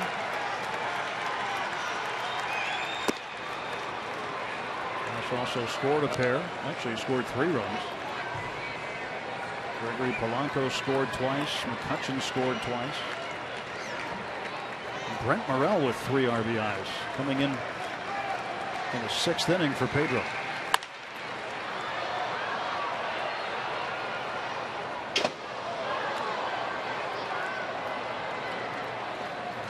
Frieri with mop-up duty. Just trying to wrap it up here.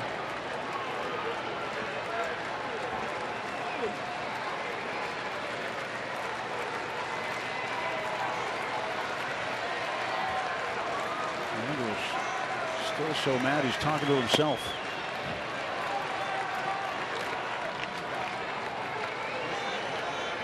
I understand why he's upset. 9 innings went by and nothing.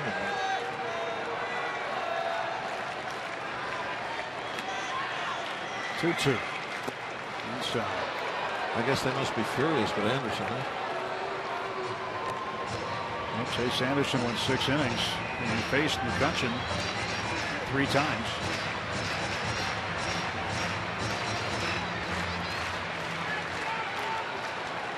That's got a hit off him, and Anderson walked him his first time up.